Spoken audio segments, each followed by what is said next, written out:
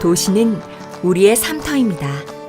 도시는 삶에 필요한 모든 기능을 충족시켜야 합니다. GH가 살기 좋은 도시를 만듭니다. 일과 삶이 조화를 이루며 문화가 공존하는 자족도시. GH가 만들어갑니다.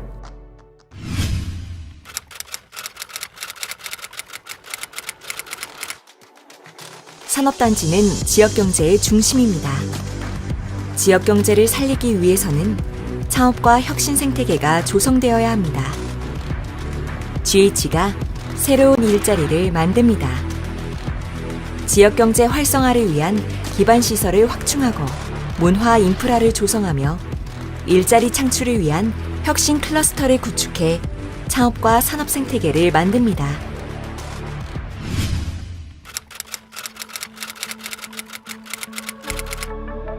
집은 우리의 몸과 마음을 살아내는 곳입니다. 건강하고 쾌적한 삶의 질을 높이는 공간이어야 합니다. GH가 편안하고 따뜻한 집을 만듭니다. 누구나 살고 싶은 고품격, 고품질 주택을 만들고 편안한 주거 환경을 위한 따뜻한 주거 복지를 실현합니다. 그리고 하남, 과천, 고양, 안산, 용인 플랫폼 시티까지 GH가 3기 신도시와 함께합니다. 사람이 행복한 살기 좋은 경기도, 살기 좋은 도시를 만드는 더 굿 디벨로퍼 GH.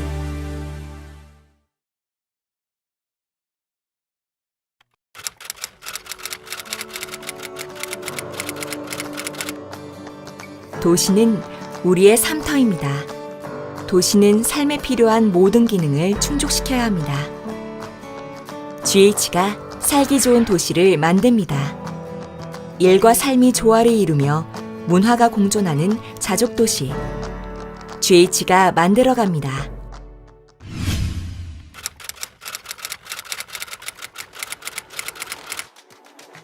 산업단지는 지역경제의 중심입니다.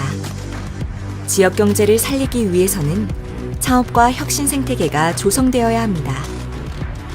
GH가 새로운 일자리를 만듭니다. 지역경제 활성화를 위한 기반시설을 확충하고 문화 인프라를 조성하며 일자리 창출을 위한 혁신 클러스터를 구축해 창업과 산업 생태계를 만듭니다.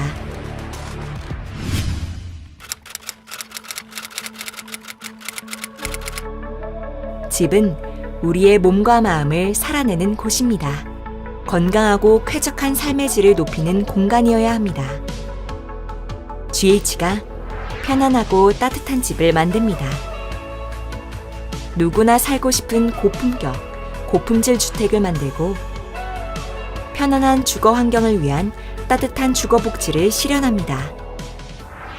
그리고 하남, 과천, 고양, 안산, 용인 플랫폼 시티까지 GH가 3기 신도시와 함께합니다. 사람이 행복한 살기 좋은 경기도, 살기 좋은 도시를 만드는 더 굿 디벨로퍼 GH.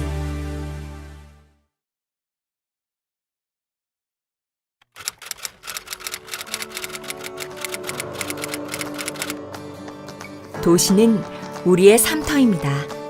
도시는 삶에 필요한 모든 기능을 충족시켜야 합니다. GH가 살기 좋은 도시를 만듭니다.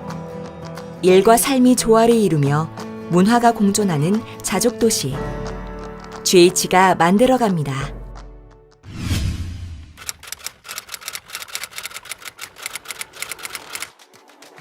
산업단지는 지역경제의 중심입니다. 지역경제를 살리기 위해서는 창업과 혁신 생태계가 조성되어야 합니다. GH가 새로운 일자리를 만듭니다. 지역경제 활성화를 위한 기반시설을 확충하고 문화 인프라를 조성하며 일자리 창출을 위한 혁신 클러스터를 구축해 창업과 산업 생태계를 만듭니다.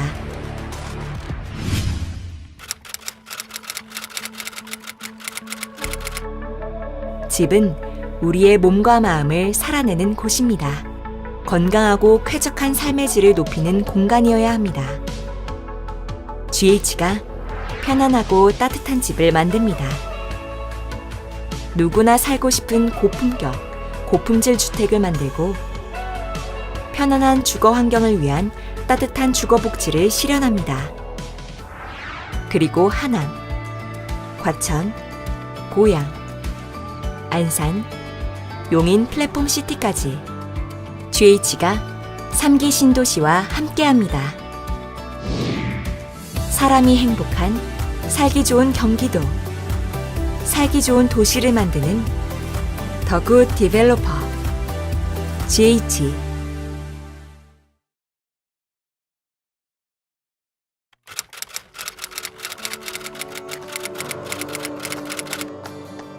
도시는 우리의 삶터입니다. 도시는 삶에 필요한 모든 기능을 충족시켜야 합니다. GH가 살기 좋은 도시를 만듭니다. 일과 삶이 조화를 이루며 문화가 공존하는 자족도시 GH가 만들어갑니다.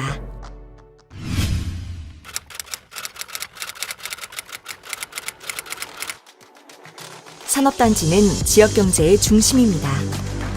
지역경제를 살리기 위해서는 창업과 혁신 생태계가 조성되어야 합니다. GH가 새로운 일자리를 만듭니다. 지역경제 활성화를 위한 기반시설을 확충하고 문화 인프라를 조성하며 일자리 창출을 위한 혁신 클러스터를 구축해 창업과 산업 생태계를 만듭니다.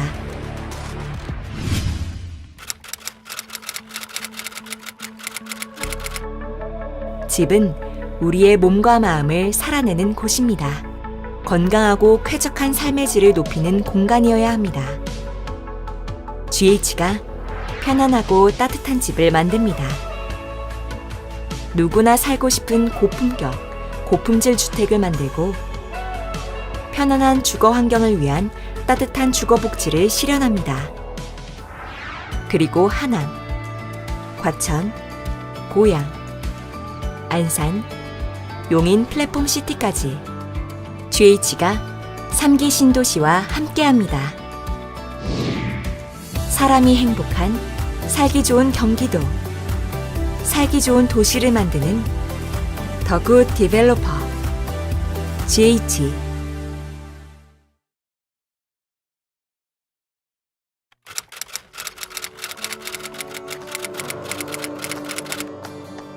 도시는 우리의 삶터입니다. 도시는 삶에 필요한 모든 기능을 충족시켜야 합니다. GH가 살기 좋은 도시를 만듭니다. 일과 삶이 조화를 이루며 문화가 공존하는 자족도시 GH가 만들어갑니다.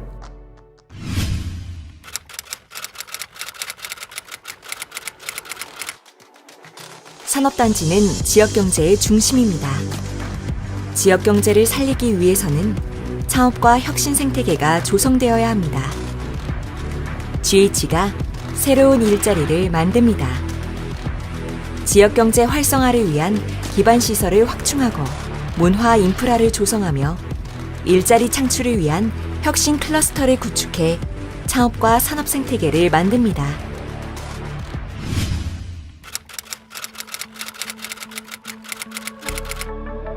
집은 우리의 몸과 마음을 살아내는 곳입니다. 건강하고 쾌적한 삶의 질을 높이는 공간이어야 합니다. GH가 편안하고 따뜻한 집을 만듭니다.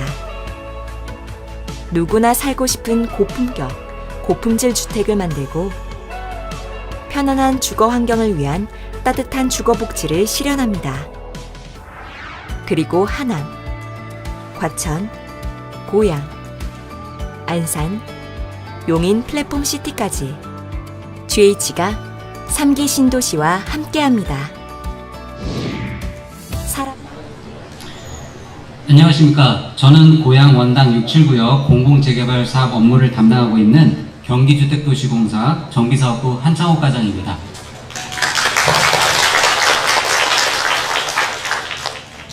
우선 모든 무더운 날씨에도 불구하고 여기 현장에 직접 참석해 주시고 바쁘신 생업 중에서도 온라인을 통해 참석해 주시고 있는 모든 주민 관계자분들께 감사의 말씀 올립니다. 저희는 코로나 감염병으로 인해서 작년 4월 달에 비대면으로 1차 주민설명회를 개최하였고, 계속되는 원자재 값 상승으로 인해서 주민분담금을 최소화하고자 용도지역 상향 등 일부 계획 변경을 통해 각종 내부 행정 절차를 완료하였습니다. 지난 7월에는 경기도의회 보고를 통해서 본 사업이 우리 공사의 신규 사업으로 확정되었습니다. 본 설명에는 그간 우리 공사가 검토하였던 계획 내용과 정비구역 지정권자인 고양시와 현재 협의하고 있는 계획안을 중심으로 설명드리고, 그동안 많은 주민분들께서 문의하셨던 주요 사항에 대해서 간략하게 답변드린 다음에 현장 객석으로부터 질문을 받아서 전문가별로부터 답변을 듣는 순서로 진행하도록 하겠습니다.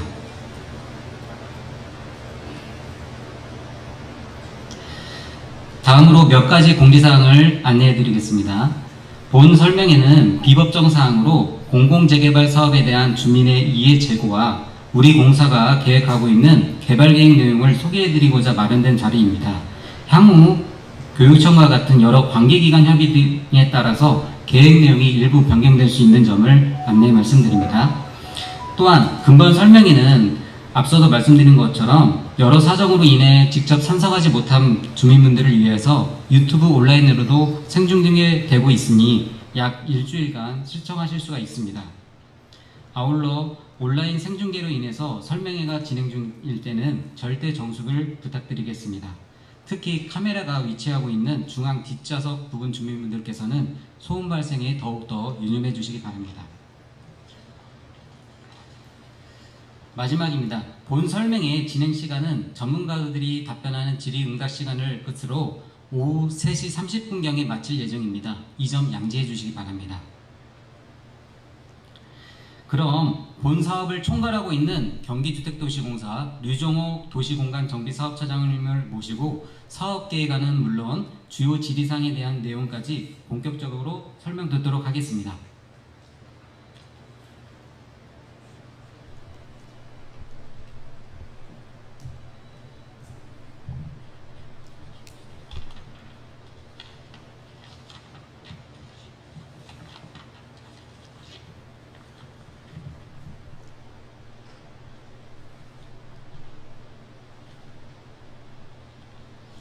안녕하십니까. 경기주택도시공사 유정호 차장입니다.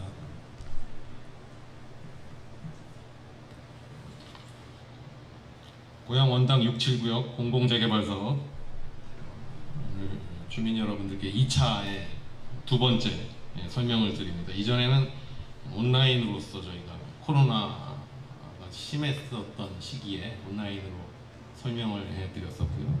오프라인으로는 최초입니다. 그렇기 때문에 내용 자세한 저희 지금 상황에서는 최대한 준비를 다 했고요. 이 내용을 한번 자세히 설명을 드리겠습니다.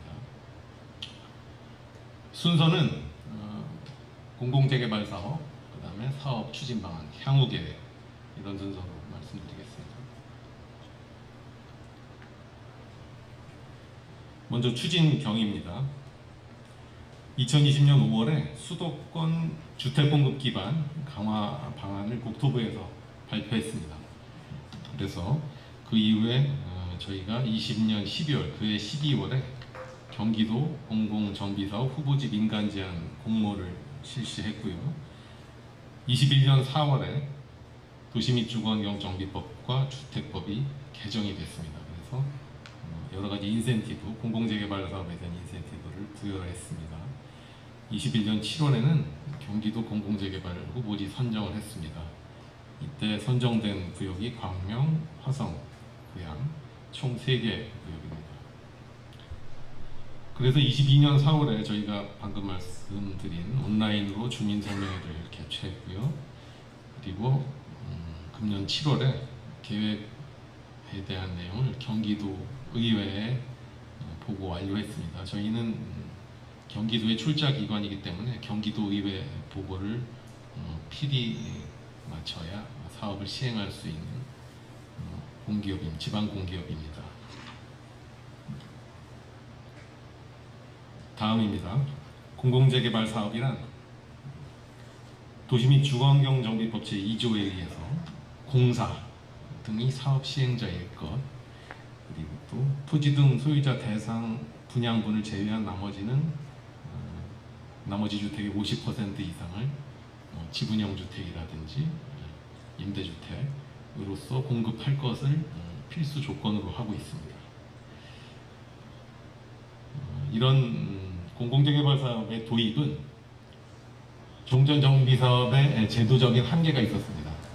주민 간의 갈등이라든지 사업성 부족, 그다음에 여러 가지 이제 정비 사업의 정체 이런 것들의 문제가 있어서 도시 및 주거환경 정비법을 개정을 해서 정비 사업에 대한 유형을 신설한 겁니다. 그래서 도시 규제 완화와 신속한 사업 추진, 또 사업 리스크 완화를 통해서 원도심을 아주 효과적으로 개발, 정비하자라는 취지로 공공재개발 사업이 시작됐습니다.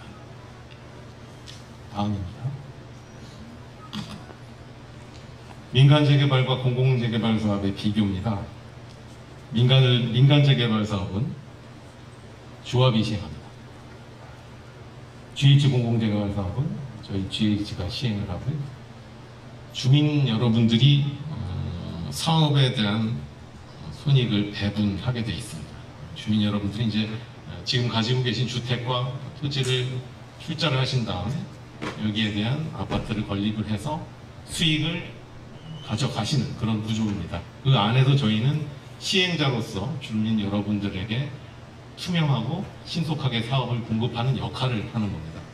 그래서 어떤 경우에는 가끔 주민 여러분들께서 GH가 이걸 분양을 예를 들어서 분양권을 주느냐 마냐 이렇게 말씀을 가끔 하는 경우가 있으신데요. 사실은 주민 여러분들이 본인의 재산을 출자를 하고 여기에 대한 이익을 공유하는 이런 사업의 방식 기법이라고 보시면 되겠습니다. 사업 요건을 보시면 조합이 사업을 시행하면 조합원의 4분의 3 동의, 토지 면적 2분의 1을 동의를 받게 돼 있습니다. 법사항이기 때문에 꼭 지켜야 되는 사항이고요. 그리고 비교해서 보면 공공이 사업을 시행하면 소유자의 3분의 2 동의, 그리고 토지 면적의 2분의 1 동의를 받으면 정비구역 지정을 할 수 있는 여건이 됩니다. 그래서 결국엔 동의율이 좀 공공재개발하면 조합 방식보다는 좀 낮기 때문에 빠른 동의율 확보로 사업기간이 단축이 가능하다. 사업기간이 단축되면 그만큼 여러 가지 이자라든지 은행 이자라든지 이런 부분을 감소시킬 수 있는 역할이 되기 때문에 공공이 사업을 시행하면 민간 사업보다 주민 여러분들에게 훨씬 더 수익을 돌려드리는 구조로서 사업을 시행하게 된다라는 말씀을 드립니다.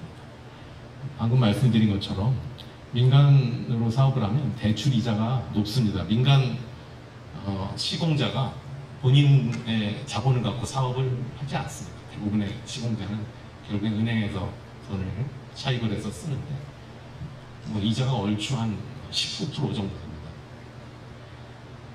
GH가 공공재개발을 하게 되면 이자를 저렴하게 저희는 받을 수가 있습니다. 공기업이기 때문에 저희는 약 한 3.5% 지금 이자를 사용을 합니다. 은행권에서. 저희 이제 어떤 공기업에 대한 신용을 공유하는 거죠. 주민 여러분들과 함께 그런 측면에서의 대출 이자도 아주 저렴하게 사용을 할 수 있다는 말씀을 드립니다. 주민 여러분들이 사실 제일 궁금해하시는 것들 중에 하나가 시공자의 선정입니다. 시공자의 선정. 시공자는 저희가 선정하지 않습니다. 주민 여러분들이 투표해서 결정하십니다. 간단합니다. 저희가 임의로 공사 내부에서 시공자를 선정한다든지 그런 거 아닙니다. 그래서 아마 여기는 사업의 규모를 볼 때 규모가 대규모이기 때문에 물질 시공자가 입찰에 참여할 겁니다. 그게 지금 빅5라고 저희 얘기하는 삼성, 현대, 이런 GS 이런 메이저 시공자가 분명히 사업에 참여할 것을 생각합니다. 다음입니다. 인센티브인데요. 과연 GH가 사업을 하면 얼마나 인센티브가 있느냐. 민간보다 분명히 인센티브가 있다고 말은 했는데 얼마나 있느냐에 대한 얘기입니다. 용도지역 상향과 법적 상한 용적률이 있습니다. 용적률의 120%까지 건축이 가능합니다. 공공이 사업이 시행할 경우에만 가능합니다. 예를 들어서 지금 원당 6지구역은 현재 1종, 2종 일반 주거지역이 혼재되어 있는데요. 저희가 사업을 공공이 하게 되면 3종 준주거로서 3종과 준주거로서 사업을 계획은 하고 있는데 여기에 플러스 1.2배까지 용적률을 확보할 수 있다는 얘기입니다. 우측에 있는 그림을 보면 간단합니다. 민간이 하면은 예를 들어서 건물로 하나를 치면 이 정도의 높이로 가능한데 저희는 120% 1.2배의 높이로 써도 용적률로 가능하다. 이 용적률이 높아진다는 뜻은 일반 분양분을 많이 확보할 수 있다는 얘기거든요. 일반 분양분을 많이 확보를 해서 지금 여러분들 토지 등 소유자, 주민 여러분들이 나눠 갖는 구조이기 때문에 이 120%는 상당히 중요합니다. 인센티브에 있어서 상당히 중요한 요소입니다. 그래서 별도의 설명을 한번 더 드렸습니다. 다음입니다. 사업 추진 방안입니다. 이제 대상지 현황에 대해서 한번 말씀을 드리겠습니다. 잘 아시는 내용이지만 원당 679의 위치는 성사동 486번지 1번입니다. 면적은 16만 2,311제곱미터고요. 용도지역 아까 말씀드린 대로 1종, 2종, 일반 주거지역이 혼용되어 있습니다. 참고로 과거에 원당 재정비 촉진지구에서 제척이 됐습니다. 2018년에 여러분들이 쉽게 아시는 뉴타운 사업에서 제척이 됐었죠. 그래서 현재는 이 왼쪽 도면을 보시면 모양이 좀 이상하죠. 좀 약간 우산같이 생긴 회색으로 생긴. 여기가 현재 이제 재정비 촉진지구입니다. 영상 재정비 촉진지구. 저희 해당 지역은 이 붉은색으로 표시된 지역이고요. 원당역과 이렇게 접해 있고 보시면 우측에 그림을 보시면 원당 4구역은 이제 진행 중인 주택 재개발 사업 구역이 있고 바로 위에는 원당 삼성 레미안이 있습니다. 여기 이제 입주해 있고요. 바로 옆에 성사초등학교.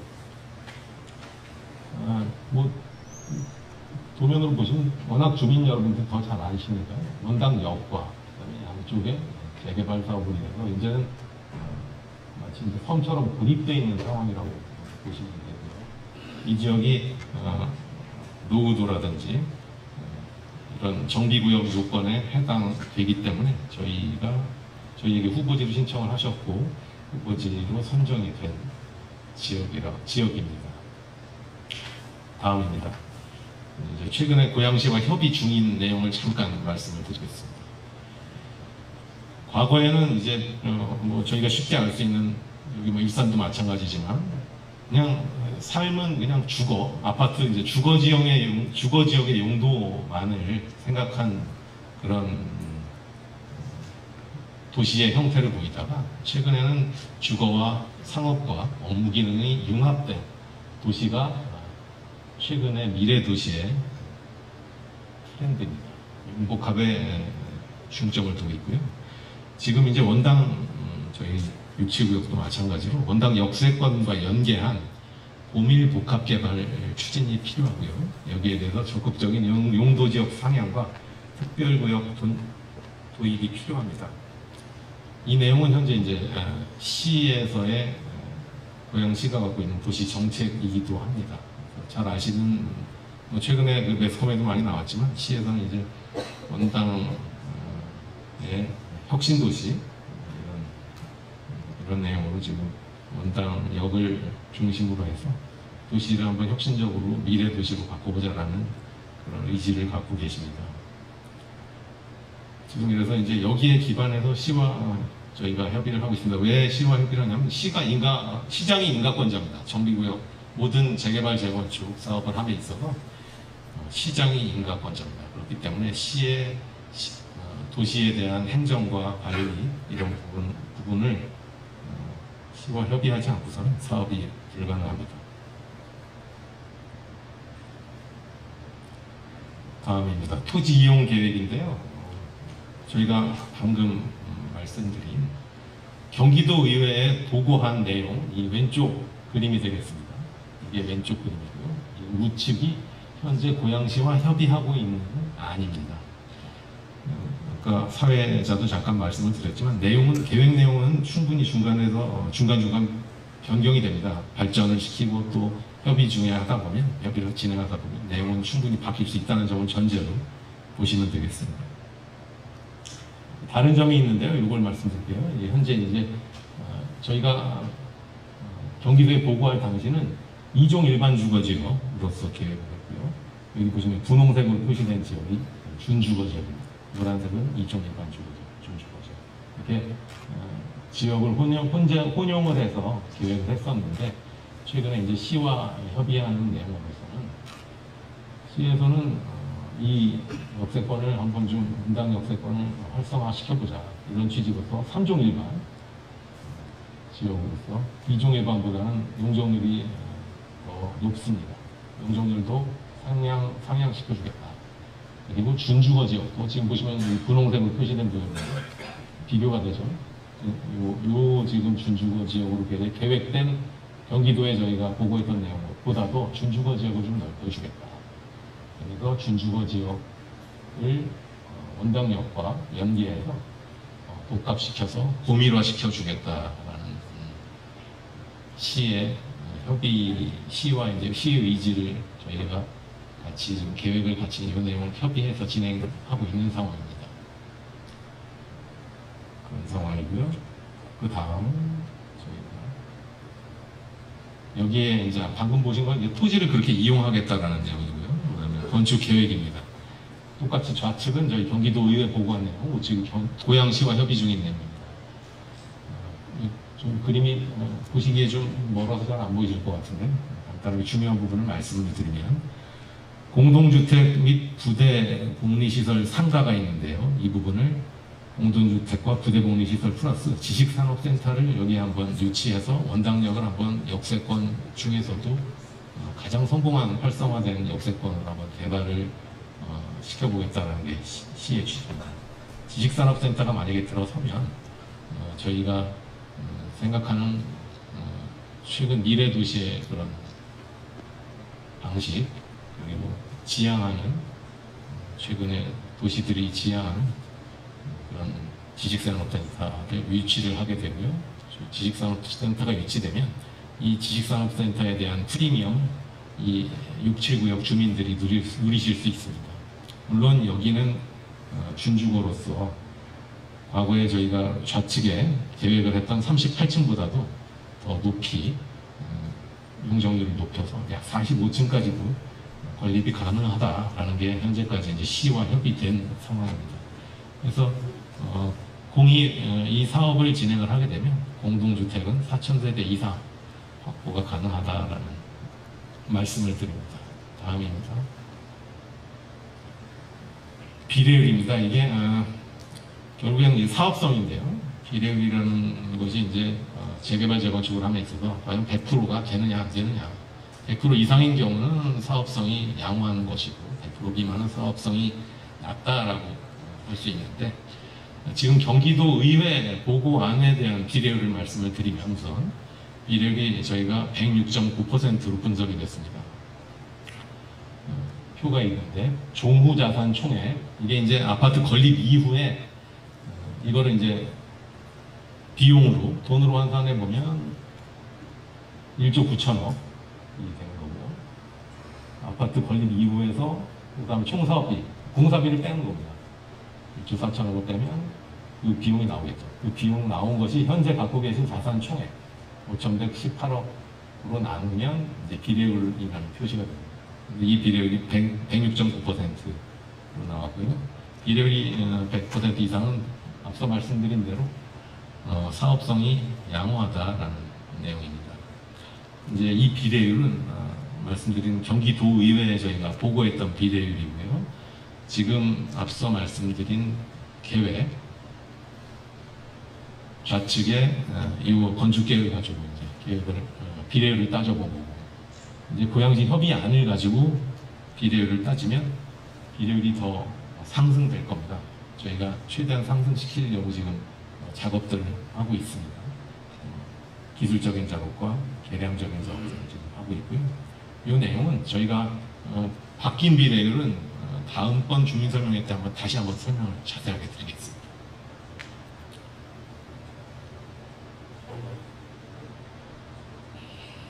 육칠구역 저희가 사업을 하면서 가장 많이 들었던, 전화도 많이 해주시고 우려하셨던 부분이 있어서 별도로 한 장을 만들어 봤습니다. 679역 통합 추진의 필요성에 대해서 한번 저희가 정리를 했습니다.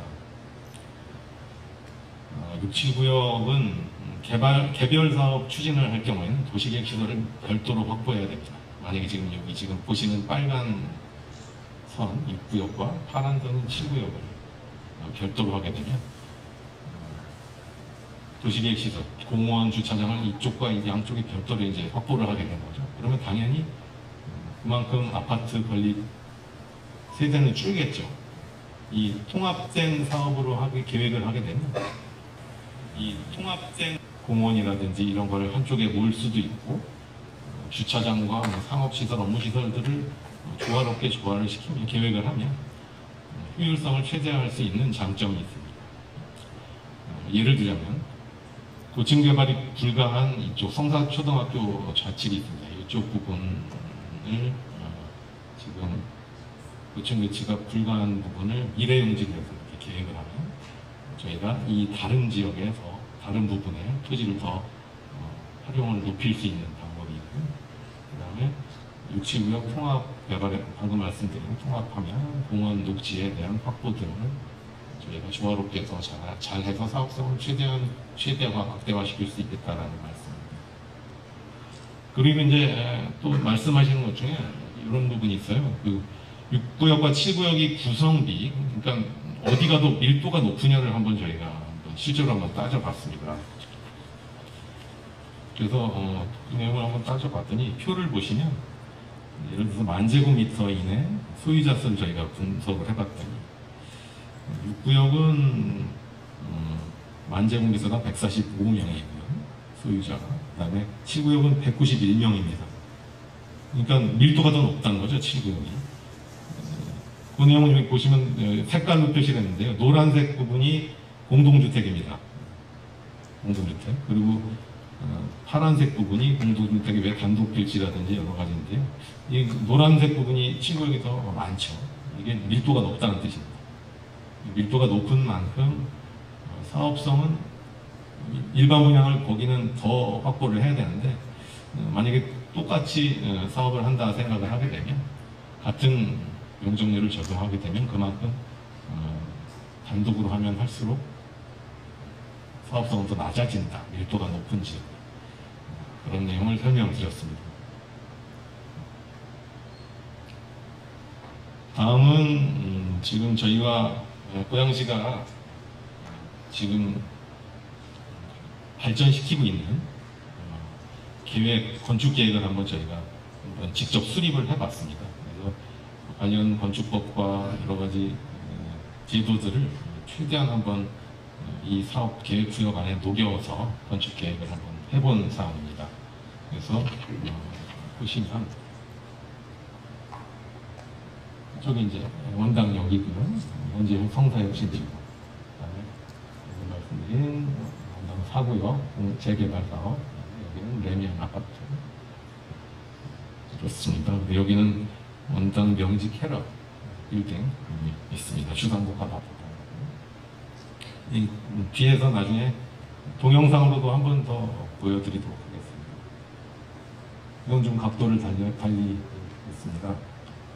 이거 보시면 인근 아파트보다 저희가 더 고미화하면 여기에 대한 수익 주민 여러분들께 더 돌아가는 그런 구조로 최대한 한번 저희가 해봤습니다.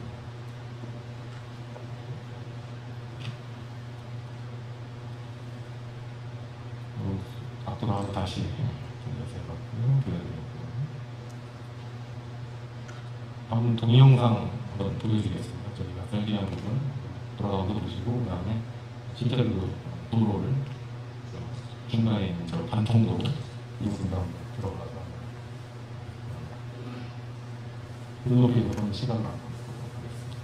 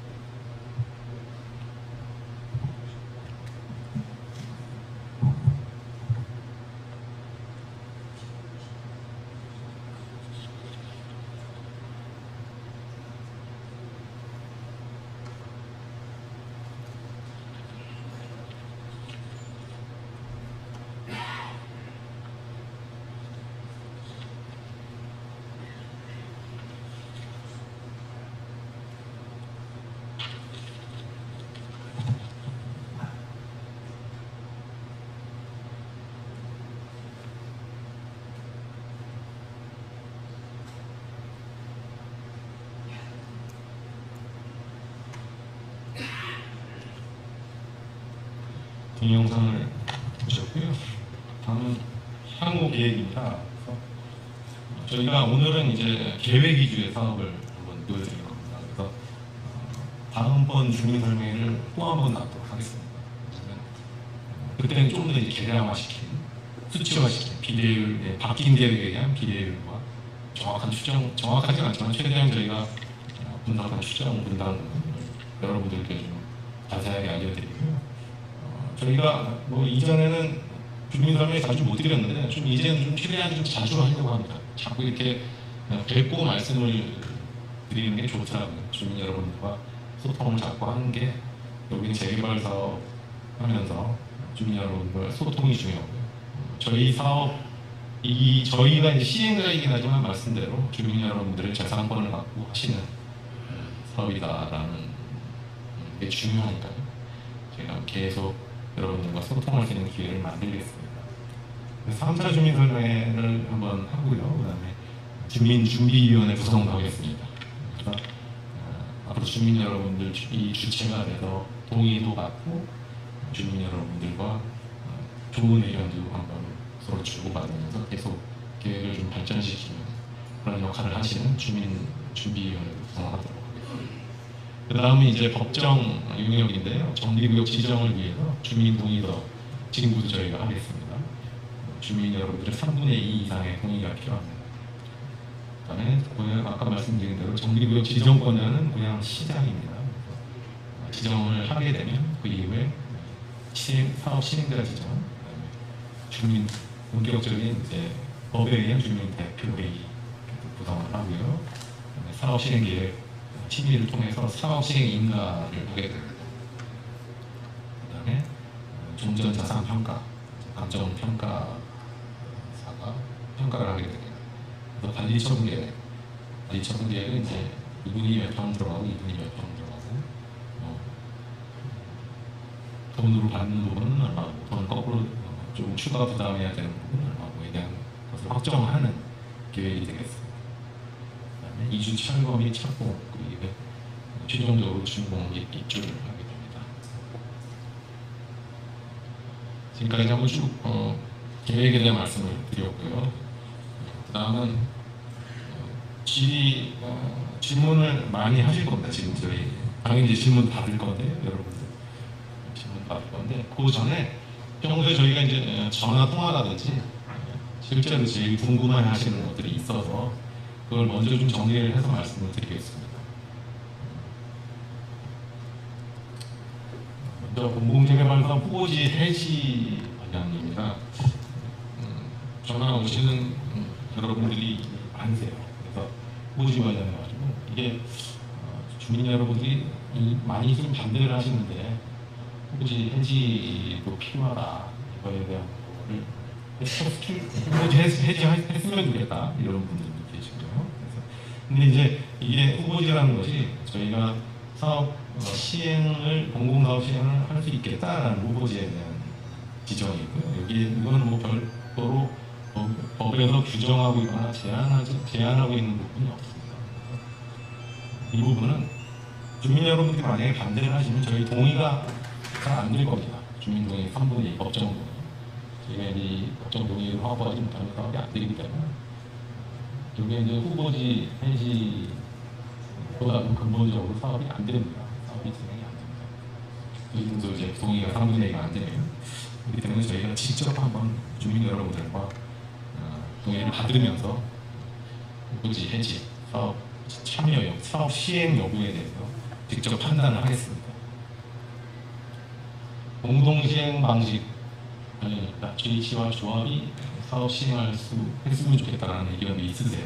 그래서 근데 이제 만약에 현재 여기에 조합이 있다면 저희는 조합과도 공동시행할 의지가 있습니다. 그런데 현재는 조합이 없습니다. 조합이 이게 그냥 만들어지는 게 아니고요. 조합 설립 인가도 시장님의 인허가 권한입니다. 조합이 만약에 있었다면 저희가 공동시행도 아마 고려했을 겁니다. 현재는 GH가 단독 조합이 없기 때문에 단독으로 시행할 수밖에 없는 상황이다라는 말씀을 드립니다. 사업 시행 수수료 책정 기준 이제 이것도 이제 관심이 많으세요. 본 사업을 통해서 아까 말씀드린 손익은 모두 주민 여러분들이 가져가는 거고요. 근데 이제 수수료가 이제 저희 GH가 사업 시행자에 대한 수수료를 말씀하시는 거예요. 저희는 이 사업으로 저희가 GH가 뭐 수익을 많이 가져가겠다라는 생각은 추후 없습니다. 저희는 이 사업을 하는 것은 원도심에서 공공의 역할을 충실히 수행을 해서 주민 여러분들께 최대한의 수익과 또 주거환경 개선, 도시 차원에서 주거환경 개선하겠다는 공공의 역할을 이행하는 게 저희의 목적이고요. 수수료에 대한 부분은 저희가 뭐 수수료로서 어떤 수익을 많이 창출하겠다 이런 생각은 없습니다. 근데 많이 궁금해하세요. 그렇기 때문에 써놨는데 참고로 LH와 SH는 4%, 최근에 3% 전체 총가압의 3%의 수수료를 받겠다라는 그런 내용이 있습니다. 저희는 향후에 주민대표회의가 구성이 되면 수수료 요율 다시 책정하자면 책정을 할 거고요. 그다음에 실비로 정산하자 그러면 실비로도 정산할 수 있습니다. 저희가 일한 것만큼에 대한 인건비 정도의 수준으로만 생각을 하고 있습니다. 다음입니다. 시공자 선정 시기니 방법입니다. 저희가 이제 단독 시행을 하게 되면 사업 시행자로 지정을 받고 이후에 시공자 선정이 가능해집니다. 그래서 방금 말씀드린 대로 경쟁 입찰 방식으로 주민 여러분들이 시공업체를 선정합니다. 아마 일군 메이저급이라고 하는 일본 건설사 5개사 입찰에 아마 참가할 것으로 예상됩니다. 통합개발사는 아까 제가 한 페이지 별도로 만들어서 말씀드렸기 때문에 넘어가겠습니다. 용도지역 상향 가능 범위 공공기업 2030년 고양시 도시 주거환경 정비 기본 계획이 있습니다. 용도지역 상향이 1종에서 2종으로 가능하게 되어 있고요. 공공재개발 특례 규정이 되어 있어서 정비구역 지정 시 도시 주거환경 정비계획 기본 계획 수립 변경이 가능합니다. 시에서는 용도지역 상향에 따른 공공기여를 생각을 하고 계십니다. 그래서 이 부분에 대해서는 저희가 아까 말씀드린 대로 또 3종 또 준주거로 한 칸 더 업조닝이 되기 때문에 이 부분에 대해서도 시와 충실히 협의를 해서 공공에 기여하는 부분 그리고 또 최소한 주민 부담도 가장 낮추는 부분을 계속 연구하면서 기술적으로 여러 가지 검토를 해서 협의하겠습니다. 협의한 내용, 자세한 내용은 또 다음 설명회 때 또 자세하게 또 알려드리도록 하겠습니다. 통합개발 시 구역별 분리 분양 가능 여부 이것도 이제 민원분들이 가끔 있으세요. 그래서 예를 들어서 저는 이 길가에 있는데 나중에 저 길가 저 안쪽에 있는 분양받는 부분은 좀 원치 않는다. 난 예를 들어 그냥 있고 싶다. 여기에 분양받고 싶다. 그런 말씀이 있으신데 근데 이제 이것은 감정평가를 나중에 해서 본인의 금액이 높으신 분 순서대로 우선적으로 분양을 해드립니다. 분양 대상 주택의 동호수는 공개해서 추첨을 통해서 하기 때문에 이것은 분리 분양은 현실적으로 좀 어려운 부분이 있습니다. 그래서 아래 부분은 아래에 사시는 분들은 계획 이후에 계속 여기에 분양을 받고 싶다는 것들이 현실적으로 좀 어려움이 좀 있습니다. 대신에 토지 등 소유자, 저희가 쉽게 말하는 조합원, 토지 등 소유자분들은 로얄층을 분양받으십니다. 로얄층이 우선입니다. 그래서 제일 좋은 층 우선 분양하고 나머지 일반 분양은 로얄층을 제외한 부분을 분양하니까요. 그 부분은 가능하다라는 말씀을 드립니다. 사업 추진 시 토지 등 소유자 동의 기준입니다. 아까 말씀드린 대로 토지 면적 2분의 1 이상, 토지 등 소유자의 수의 3분의 2 이상의 동의가 필요합니다. 1+1 주택 가능 여부. 이게 이제 주택을 한 채뿐이 아니라 사실 두 채까지도 받으실 수도 있습니다. 향후에 아파트 분양을. 그래서 이게 이제 현재 갖고 계신 주택의 가격, 평가 가격과 주택의 종전주택의 면적 범위 내에서 또 공급이 가능합니다.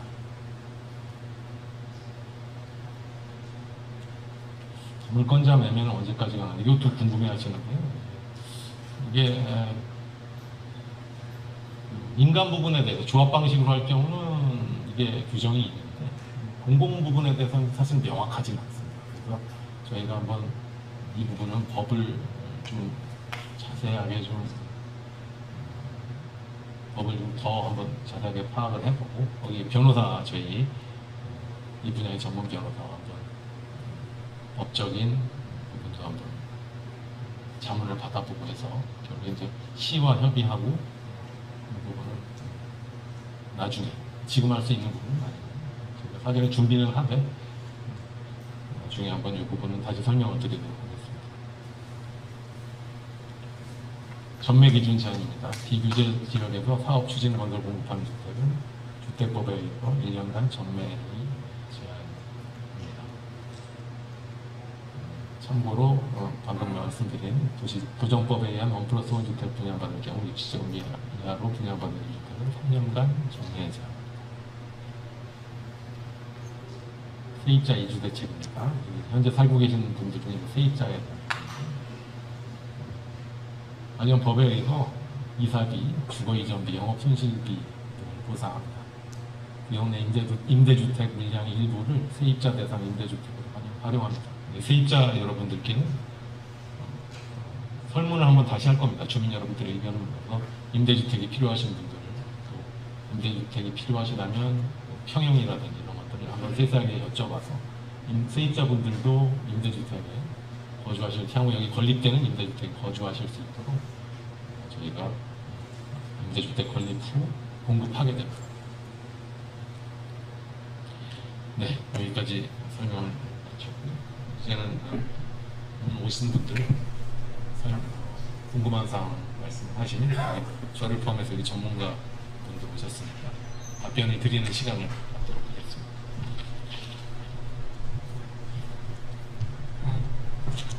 추가적으로 많이 궁금하신 사항들 많으실 텐데요. 답변해 주실 전문가분들이 앉을 책상과 의자를 준비하기 위해서 약 3분간만 준비하는 시간 갖겠습니다.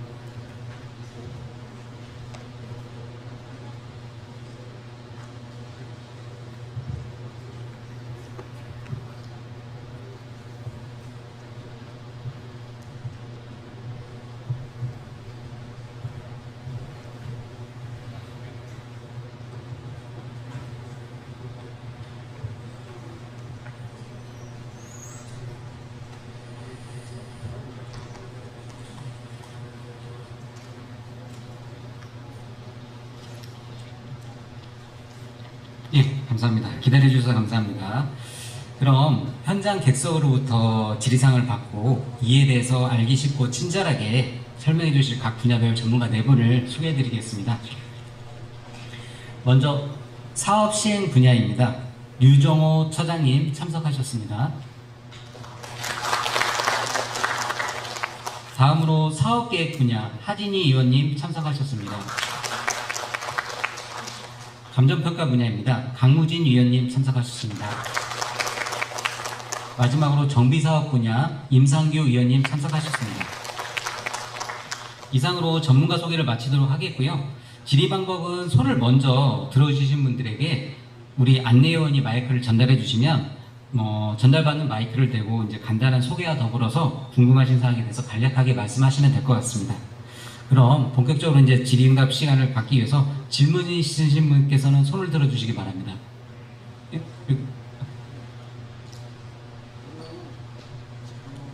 마이크. 잘 들었는데 우리가 지금 시행사가 지해지고 그리고 저기 업체는 이제 한양대는 고양시 마이크 조금만 가까이 대주시죠. 고양시 예. 허가권자는 이제 고양시고 그리고 제가 말씀드리고 싶은 거는 자 우리 조합원도 거기에 이렇게 참여해서 같이 삼위일체가 돼서 이 입주민을 위해서 열심히 이렇게 해주기를 바라고요. 예. 그리고 두 번째는 아직까지 결정된 거는 없지만은 앞으로 이게 참여가 된다라면은 우리 입주민을 위해서 예. 입찰을 볼 적에 컨소시엄이 몇 개 업체가 들어오는지 그것도 궁금하고 또 뭐 나중에 알게 되겠죠. 하지만 그 컨소시엄을 하면서 그 업체들의 그 능력 있는 시공사 소장님들 또 우리 감리 단장님들 또 경력이 있는 직원들 이거를 입찰에 붙여야 된다고 저는 생각을 합니다. 예. 그리고 꼭 좀 이렇게 챙겨주십시오. 이상입니다. 예, 감사합니다. 지금 말씀하신 내용을 좀 요약하면 조합원들, 그러니까 토지 등 소유자와 그다음에 사업 시행자인 저희, 그다음에 그 인허가권자인 고양시와 다 같이 화합해서 잘 사업을 이끌어 주시길 당부 사항을 말씀하셨던 것 같고요. 그 두 번째로는 컨소시엄 참여 업체나 이런 것들을 그다음에 감리 업체 등 이런 거 할 때 유념해서 선정하라는 그 이야기로. 네.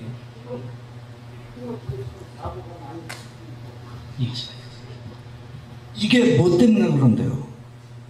경력자들이 없어요. 예.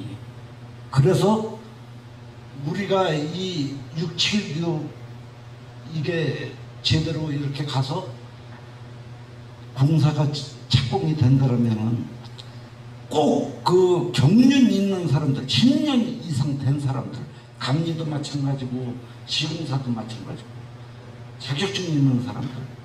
그래 우리 착공을 해갖고 우리 입주민들이 입주해서 예. 편안하게 살아요. 예. 잘 지금 알겠습니다. 이게 비례비제예요. 네. 그거 말씀드린 거예요. 예. 알겠습니다. 그러면 사업 시행 분야 쪽에서 간단하게 당부 사항에 대해서 좀 말씀해 주시면 좋을 것 같습니다. 네. 저희 이제 최근에 이게 워낙 그 매스컴하니까 저희 무량판 구조 그 말씀 하시는 것 같아요. 그렇죠? 저희 일단은 이제 저희는 죄송한데 일단 유튜브 때문이라도 네, 좀 네. 마이크 가까이 대시죠. 네. 일단 저희는 현재까지 비파괴 검사 시행했는데 저희는 일단 주의지는 문제 없는 걸로 됐다는 말씀, 조사됐다는 말씀 먼저 드리고요. 그래서 이제 저희 시공자 선정이라고 하거든요. 시공자 선정 컨소시엄 구성도 저희가 이제 비율을 맞출 겁니다. 적정한 비율도 맞출 거고. 그다음에 이 사업의 규모로 봤을 때는 제 생각엔 아마 메이저급과 또 중간급 뭐 이런 쪽이 아니라 거의 메이저급들의 아마 컨소시엄이 될 것 같아요. 그래서 그런 부분 또 저희 주민 여러분들께 물론 투표해서 이제 결정을 하시는데 그 전에 저희 기술적인 검토 사전에 합니다. 네, 그것도 천천히 아주 세부적으로 잘해서 할 거고요. 먼저 그런 우려들, 지금 현장에서 있었던 우려들 그런 것들도 저희가 GH 경기주택도시공사가 사업 시행자로 나서는 사업에 대해서는 조금 더 면밀하게, 또 세밀하게 해서 안전사고 없이 사업이 안정적으로 빠르게 진행이 될 수 있도록 최선을 다한다는 말씀을 드립니다. 이상입니다. 질문하신 분 질문 접수 받겠습니다. 저쪽에서 먼저 손 드셨죠.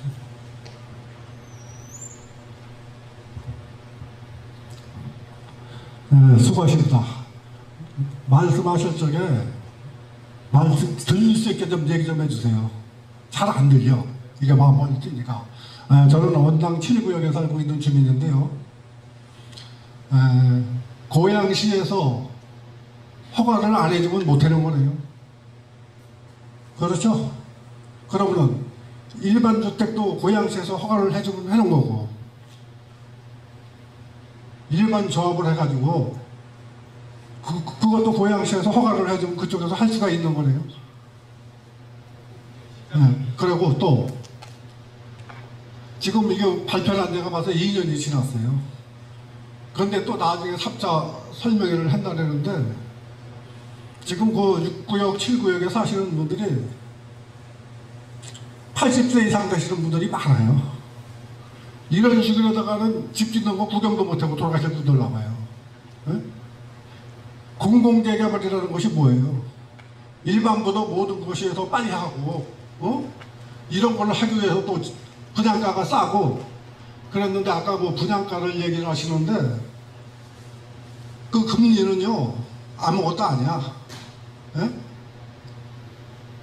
만약에 일반에서 롯데 같은 데서 지어가지고 분양하는 거 하고 여기에서 지금 정기주택에서 분양하는 거 하고 집값 차이가 나야 안 나요? 그 집값 차이가 더 클 겁니다. 또 한 가지는 지금 뭐 3분의 2를 받아야 되느니 어떻게 받아야 되는데, 지금 일반인으로 해고되는 사람들이 70%를 받았어요. 그럼 나머지 30%뿐이 안 남았어. 그럼 죽어도 못 하는 거야. 그리고 공공에서 해무는 충수가 많이 올라가고 일반에서 해무는 충수가 조금 올라가는 건 대한민국 법이 그 어떤 법이에요 그게? 대한민국 법이 공공에서는 충수를 많이, 용적률을 많이 줄까 하고 일반에서 해는 거는 조금 주게 하고, 그게 법입니까? 그런 걸 가지고 여기서 설명을 하면 안 되는 거야. 이거 주민을 효도하는 거야 이거.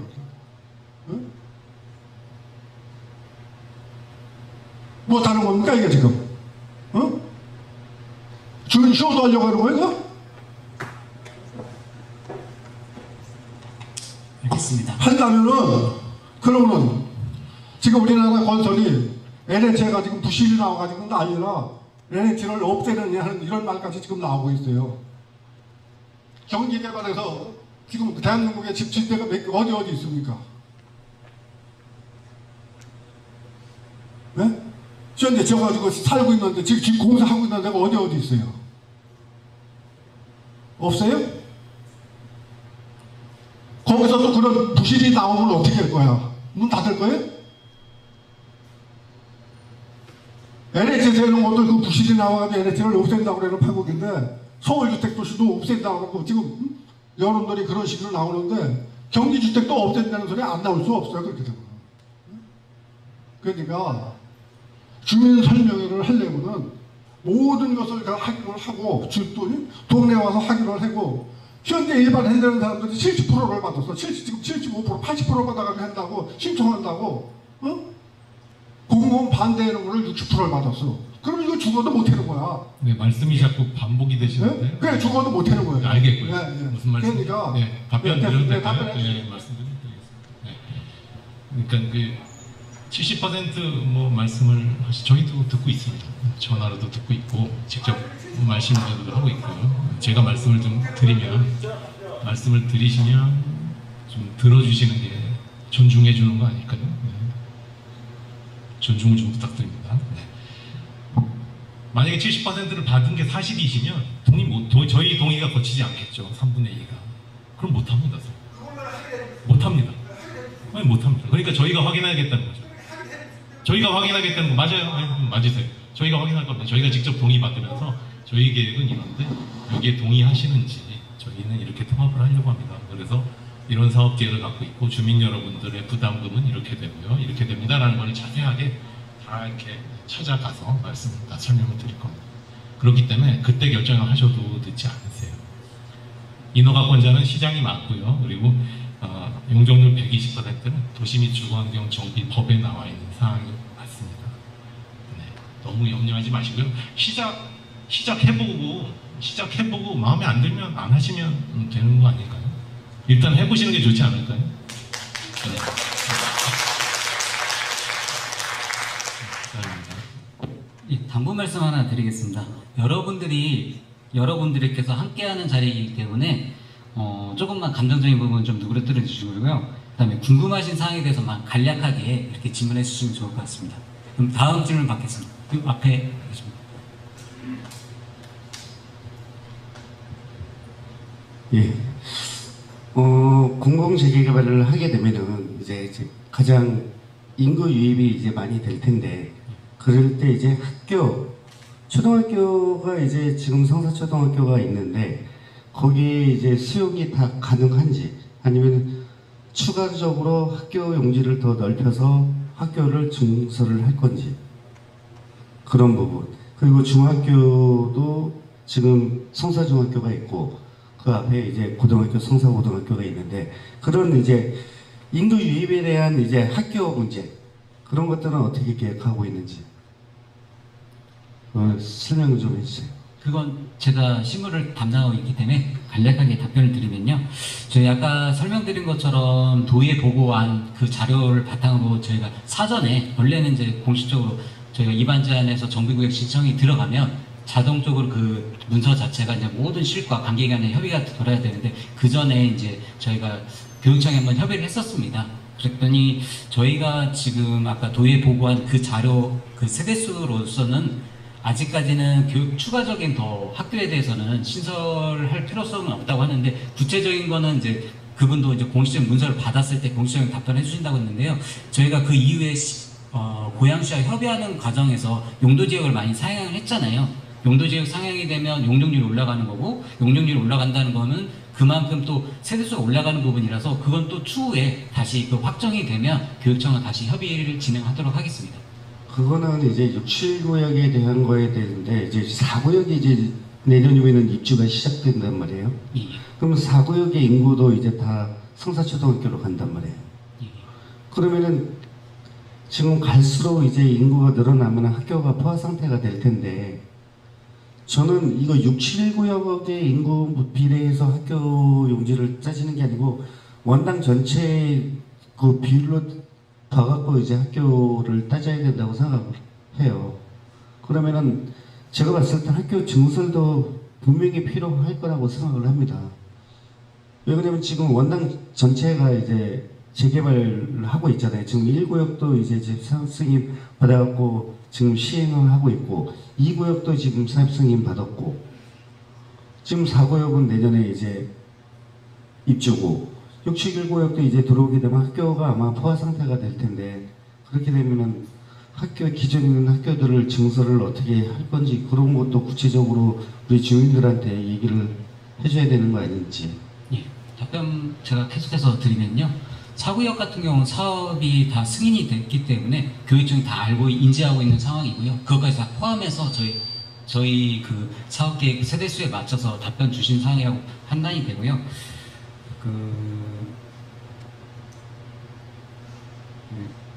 저희가 이제 아까도 토지용계획상 말씀하실 때 성사초등학교 밑부분에 미래용지라고 계획을 했었는데, 미래용지는 그러니까 현실적으로는 아직 용도가 어떤 시설이 들어가야 될지 정해지지 않은 시설로서 저희가 혹시나 아까 말씀하신 것처럼 성사초등학교에 대한 더 추가적인 학교 용지나 이런 부분이 있어서 그 미래용지를 계획한 것입니다.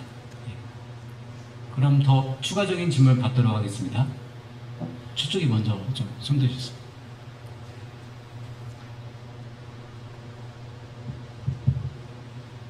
네, 원당 성원교회 담임 목사 조대천 목사입니다.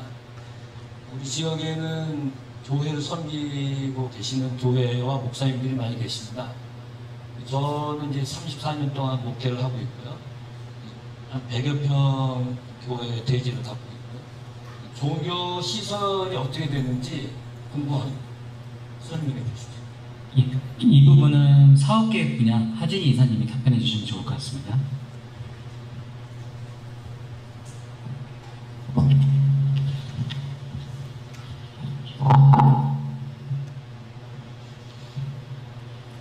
저희가 현황 그 교회 시설 종교 위치를 확인을 해서 최대한 그 구역에 가까운 위치에 각 구역별로 어떻게 보면 저희가 공동주택 용지를 계획하면서 그 주변부에 교회 용지를 총 4개소 계획을 하였습니다. 그래서 아마 말씀하신 교회는 기반영되어서 일부 계획이 되어 있고요. 근데 이제 면적이나 이런 문제들은 실질적으로 사실상 이제 공동주택 용지가 우선되기 때문에 공동주택 용지 확보 우선 차원에서 현황 면적보다는 좀 줄 수는 있는데 실제 뭐 지목상 종교 용지라던가 종교 용지로 실질적으로 활용되고 있는 면적은 최대한 반영하였습니다.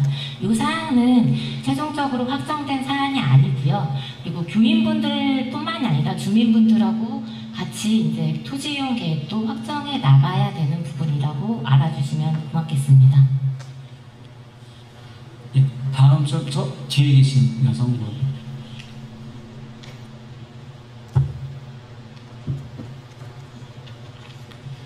네, 안녕하세요. 6구역 그 주민인데요. 저 감정평가 부분에 좀 여쭤보고 싶어서요. 그 입주민은 어쨌든지 간에 부담금을 적게 하면서 입주를 하고 싶은데 감정평가를 어떤 방법으로 좀 주민한테 유리하게, 그러니까 부담금이 적게 할 수 있는 그 방법으로 하는지, 그 좀 유리하게 할 수 있는지 그걸 여쭤보고 싶고요. 그리고 감정평가단은 몇 업체로, 그러니까 업체마다 내지는 참여하는 감정평가 개인이 약간 다르게 적용할 수 있는지 그런 부분에 대해서 좀 궁금해서 여쭤보고 싶습니다. 예, 곧바로 답변 드리도록 하겠습니다.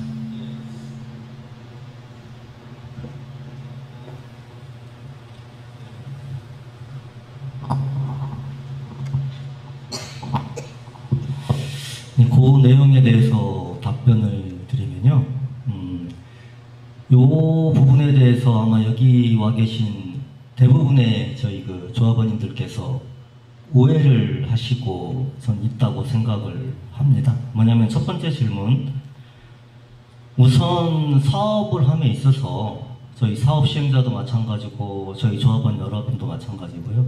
가장 궁극적인 목적은 좋은 집을 지어서 들어가면서 분담금은 적게 내는 거죠. 그게 첫 번째 질문인데, 그 분담금을 적게 내기 위해서 감정평가를 어떻게 어떤 노하우를 가지고 할 수 있는 방법이 있느냐라는 그런 질문이신데요.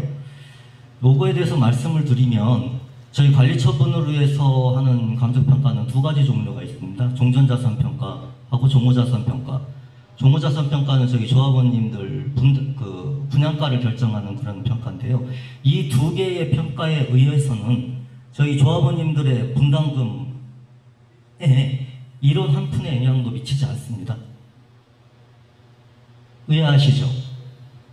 생각해 보시면 제가 제 집을 짓는다고 한번 생각을 해보세요. 그러면 저희가 지금 가지고 있는 현물출자, 가지고 있는 땅에 있는 집을 부시고 다시 제가 건축비를 들여서 새로운 집을 짓는 거거든요. 이런 걸 생각하셨을 때 가만히 생각하시면 설사 이게 개인 사업이라고 하더라도요, 그런 사업을 하면서 부담하는 부담은 뭐에 의해서 결정되어지냐면은 내가 분양하는 일반 분양하는 분양 수입이지 않습니까? 분양 수입하고, 그리고 그거를 짓기 위해서 들어가는 공사비하고 재반 사업비, 이거에 의해서 결정이 되는 거지, 내 종전자산을 얼마로 평가하느냐, 내 종호자산을 얼마로 평가하느냐에 따라서 그 분담금 자체가 바뀌진 않아요. 그죠? 가만히 생각해 보시면 우리 사업 전체적으로 봤을 때 우리 사업을 함으로써 들어오는 거는, 현금이 들어오는 건 뭡니까? 일반 분양 수입이에요. 그죠? 그리고 나가는 거는 공사비, 사업비죠. 그 이외에 조합원님들은 현물을 내시고 현물을 가져가시는 거예요. 그 과정에서 사업비보다 일반 분양 수입이 작으면 그 부족한 부분만큼을 누군가는 만들어서 내야 되는 거잖아요. 그죠? 그거를 저희 조합원님들이 십시일반 모아서 내셔야 되는 거고, 그 십시일반을 모으는데 그거를 누가 얼만큼 낼 것인가, 그거를 결정하는 게 감정평가입니다. 그렇기 때문에 뭐 감정평가, 종전자산을 높게 하고 낮게 하고, 종호자산, 조합원 분양가를 높게 하고 낮게 하고, 그거에 따라서 조합원 분담금이 바뀌지는 않아요. 다만 누가 얼마만큼을 분담하실 건가를 결정하는 그런 절차라고 보시면 될 것 같습니다. 그리고 두 번째 말씀하신 게 감정평가업자에 따라서 뭐 평가하는 방법이라든가 이런 기준이 다르냐라고 말씀을 하셨는데요. 저희 그 종전자산, 종호자산 감정평가 법인의 선정은 저희 이제 고양시의 인허가권자가 하시고요. 2개 업체를 선정을 하게 됩니다. 근데 당연히 2개 업체를 선정하는 이유가 뭐겠습니까? 2개 업체를 선정했는데 모든 법인이 똑같은 결과가 나와버리면 뭐 비용 들여서 2개 업체를 선정할 이유가 없잖아요. 그죠? 그렇기 때문에 저희가 감정평가를 임할 때에는 저희 감정평가에 대한 일반법을 정하고 있는 감정평가에 관한 규칙에 의해서 평가를 하게 되고요. 그 규칙에 의해서 평가를 할 때 하더라도 개별적인 필지, 개별적인 물건에 대해서는 당연히 거기 업무에 참여하는 감정평가사에 따라서 시각을 달리해서 볼 수 있고 그거에 따라서 가격도 당연히 달리 나올 수가 있습니다. 그렇기 때문에 저희 법에서는 이렇게 보면 이럴 수 있고 저렇게 보면 저럴 수 있기 때문에 2개 법인을 선정을 해서 그 가격을 산술평균을 내는 그런 절차를 규정을 하고 있는 겁니다. 예, 이상입니다. 다른 질문 있으시면 이 앞에. 네, 김윤선님이 준비해 주신 지혜에 감사드리고요. 7구역 소유자 이승만이라고 합니다. 지금 민간 개발이랑 공공 개발 그 차이점이 크게 뭐 민간은 조합 설립 인가를 받고 또 공공은 통합 심의와 또한 조합 설립 인가를 안 받아서 좀 기간이 짧다는 거. 뭐 그거 장단점이 있는 것 같고요. 여기서 제일 차이점이 또 수수료 문제인 것 같아요. 보통 이제 저희 주민들이 좀 어떻게 보면 수수료에 대한 부담이 좀 큰 게 아니냐 그런 생각을 가지시는 분들이 많은데 지금 서울 같은 경우는 이제 공공 방식 말고라도 신탁 방식 같은 경우에는 거의 뭐 1% 미만대의 수수료를 이제 지금 입찰 참여를 하고 있고요. 또한 수수료에 대한 상한선을 정해놓고 계약 체결을 하는 데도 있더라고요. 이 점에 있어서 좀 GH 쪽에서도 수수료에 대한 어떤 상한선을 정할 수 있는지, 또한 사례를 봐서 서울의 약 총 사업비가 5조인 사업지에는 상한선을 440억을 적어냈더라고요. 어떻게 비율로 보면 1% 미만이더라고요. 그러한 부분에 사례를 감안해서 수수료를 정할 수 있는지 그게 궁금하고요. 또 하나는 이제 지금 아까 처음에 질문하신 무량판 구조에 대한 감리 문제점이 있는데 감리 선정에 있어서 어떻게 보면 GH는 공기업이기 때문에 자체 선정 또는 뭐 자체적으로 감리를 할 수 있는데 민간처럼 인허가권자한테 감리자 지정을 좀 요청을 할 수 있는지 궁금하고요. 또한 아까 세 번째로 이제 설명회 때 말씀하신 주민대표회의 구성하기 전에 준비위원회 구성을 하는데 GH 측에서 사업소를 여기를 개설할 거라고 알고 있는데 사업소를 개설하면 주민대표회의 구성 전에 준비위원회에서 별도의 사무실 개설과 운영비 같은 거를 사용을 꼭 해야 되는지 꼭 사용을 하지 않고도 주민들이 GH에서 사업소를 개설하면 그 사업소를 빌어서 동의서 진구라든지 다른 업무 협조가 가능할 것이라고 보여지는데 그 부분에 대해서 좀 답변을 부탁드리겠습니다. 예, 요약하면 수수료 관련된 사항과 그다음에 감리업체 선정 관련 사항, 그리고 세 번째는 주민준비위원회 구성되었을 때 그 사무실 사용 관련된 사항으로 생각되는데요. 사업 시행 분야에게 답변 부탁드리겠습니다. 네, 저희가 이제 앞서 설명 자료에도 있었는데요. 수수료 부분 말씀을 하셨잖아요. 네, 수수료 부분. 수수료 저희 기업입니다. 기업. 공기업도 기업이거든요. 그래서 예를 들어서 이제 이런 게 있습니다. 공무원 분들은 예를 들어 시청이라든지 구청이라든지 공무원분들은 예산을 잘 수립을 해서 예산을 세우면 잘 세운 예산을 깔끔하게 쓰면 끝납니다. 그런데 저희 같은 국가 기업, 지방 기업은 사업을 하면 사업에 대한 최소한의 인건비 정도는 받아야 됩니다. 저희는 그래서 이제 수수료에 대한 얘기가 나오는 거고요.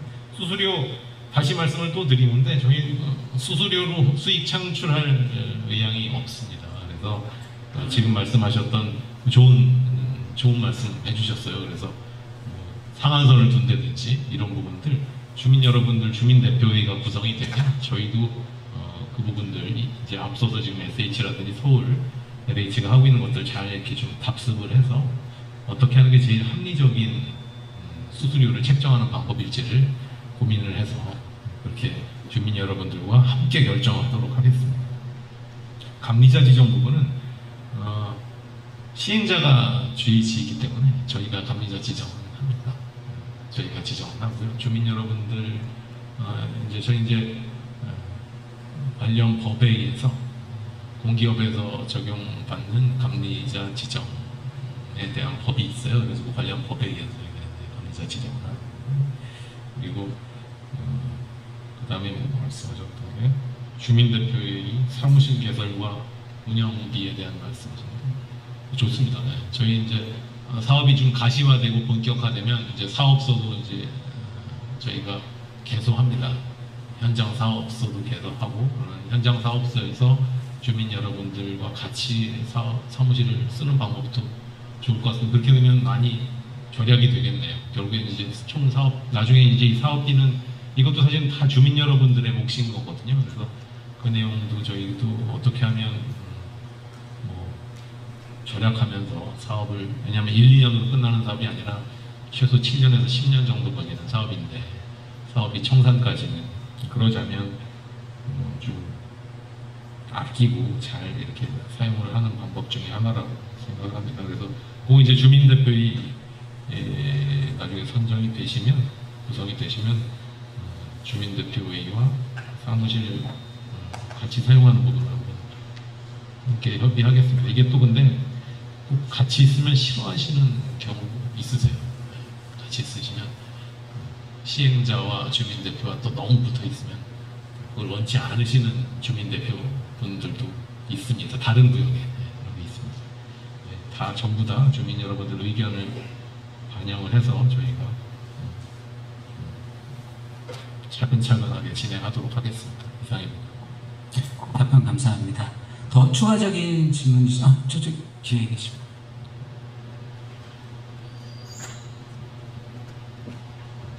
예, 저는 그 GH 공모에 접수했던 김동원입니다. 일단 준비해 주시냐고 수고와 감사를 표명하고요. 근데 주민들께서 이번에 많이 저한테 좀 건의를 해달라고 했던 게 제가 고양시청 앞에서 이렇게 내려오면서 봤더니 이 공공재개발 주민설명의 현수막은 시청 인근에 딱 현수막 2장뿐이었습니다. 물론 이제 빨리 설명회를 추진하다 보니 이번에는 준비가 미흡한 부분도 없지 않아 있었겠지만 사실 지금 우리 원당 679역 내에는 현수막 하나 걸려있지 않았었고 며칠 전에 간담회 쪽으로 몇 팀이 와서 만나서 그분들한테 전달한 게 고작인 것 같고요. 사실 엊그저께 정말 더울 때 저희 자원봉사자분들께서 한 300장 정도를 이렇게 전단지를 일일이 붙이는 현상이 있었습니다. 그래서 3차 주민 설명회가 진행된다면 GH에서 본격적으로 주민들을 알릴 수 있도록 고양시청 앞이 아니라 주민들이 살고 있는 거주지 주변에 현수막을 좀 붙여주셨으면 건의를 좀 드리겠습니다. 그리고 아까 우리 처장님께서 말씀하셨지만 우리가 광명, 화성, 고양 3군데가 있습니다. 근데 지금 저희는 2년 동안 진행된 게 없었던 것 또한 사실입니다. 그거에 대한 입장 표명을 제가 여쭤보면 뭐 사업이 뭐 4,500세대에서 3,689세대로 변경됐다가 요번에 또 다시 뭐 용적률을 향양시키면서 한다라는 그런 의사표명만 했지 주민들한테 이렇게 유튜브로 진행될 때 정식적으로 사과를 요청을 드리면서 광명하고 지금 1년 정도가 벌어져 있는 상태입니다. 그러면 앞으로 이 사업을 어떻게 해서 광명 1년 벌어진 거를 따라갈 수 있는지에 대해서 조금 표명 좀 부탁드리고 마지막 주민들께서 원하시는 궁금한 거 하나만 여쭙겠습니다. 아까 처음에 질문하셨던 분도 그 질문과 같은 맥락인 것 같습니다. 공공에서는 3종 내지 준주고까지 종상향을 시켜주는데 민간 재개발로 하면 3종하고 준주고로 되느냐 안 되느냐를 가지고 일반 주민들께서 많이 혼란스러워 하십니다. 왜 공공은 되는데 민간은 안 되느냐, 이거에 대한 정확한 설명 부탁드리겠습니다. 감사합니다. 용도지역 사양은 사업계획 분야에서 하시면 될 것 같은데 그 전에 앞서서 사업 시행 관련된 사항은 류종훈 차장님께서 답변해 주시면 좋을 것 같습니다. 네, 사업 기간이 좀 주민 여러분들은 만족스럽지 못하시면 맞습니다. 근데 이제 사업 자체가 정비 사업 자체가 계속 주민 여러분들의 의견을 여쭤보고 또 수렴하고 반영하고 이런 것들이 좀 필요해서 사업 자체가 정비 사업 자체가 좀 느리죠. 근데 이걸 공공사업을 함으로써 공공이 시행함으로써 단축해야 되고요. 뭐 그런 질타 충분히 다 이해합니다. 그래서 저희 지금까지 사업 늦어진 그런 주민 여러분들이 느끼는 늦어진 부분입니다. 앞으로 또 통합심이라든지 또 저희가 빠른 또 정비구역 지정 절차 이행 이런 걸 통해서 사업 기간을 최대한 한번 단축하도록 해보겠습니다.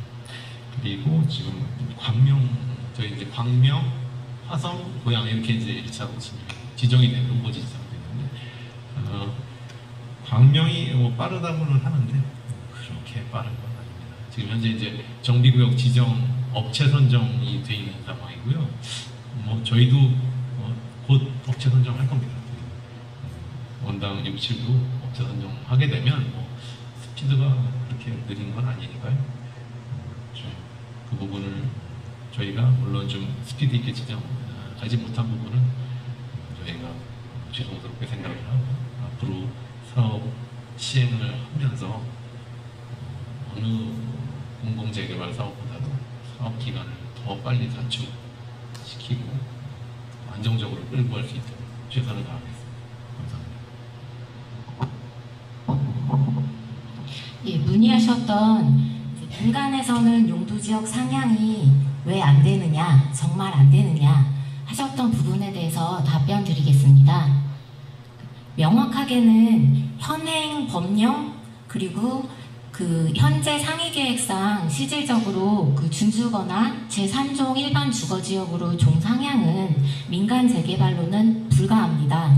왜냐하면 그 정비구역을 지정할 때는 정비기본계획이라는 상위계획을 따라야 합니다. 현재 고양시에 수립된 2030 고양시 주거 및 도시 및 주거환경 정비 기본계획 상으로는 그 종상향이 1단계까지밖에 인정을 안 하고 있습니다. 그래서 원래 원당 6.7구역도 어떻게 보면 2종 일반 주거지역까지만, 왜냐하면 1종이 또 같이 있기 때문에 그렇습니다. 그리고 그 기본계획상 준주거나 3종으로의 종상향 내용이 없습니다. 그래서 안 된다고 말씀을 드리는 거고요.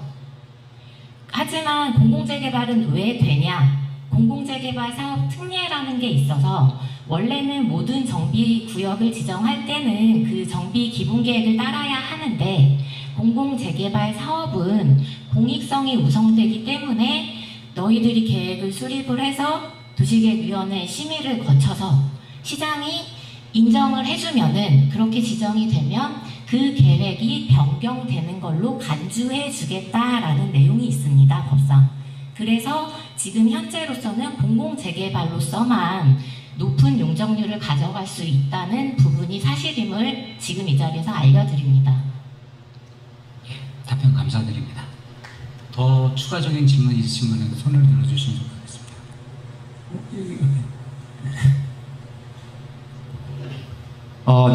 유종호 차장님께 좀 질문 드리겠습니다.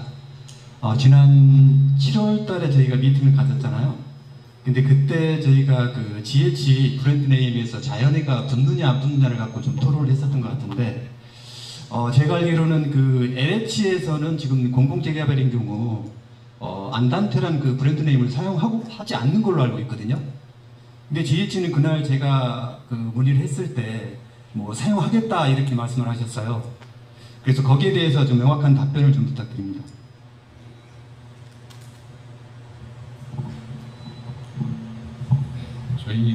저희가 시행하는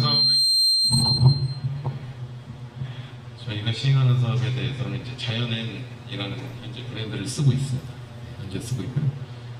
지금 안양 냉천에서 하고 있는 정비 사업도 자연엔 브랜드를 쓰고 있습니다. 근데 저희가 자연앤하고 그냥 끝나는 게 아니라 예를 들어서 자연앤 뭐 현대 아이파크, 자연앤 뭐 이편화제다 이런 식으로 쓰고 있거든요.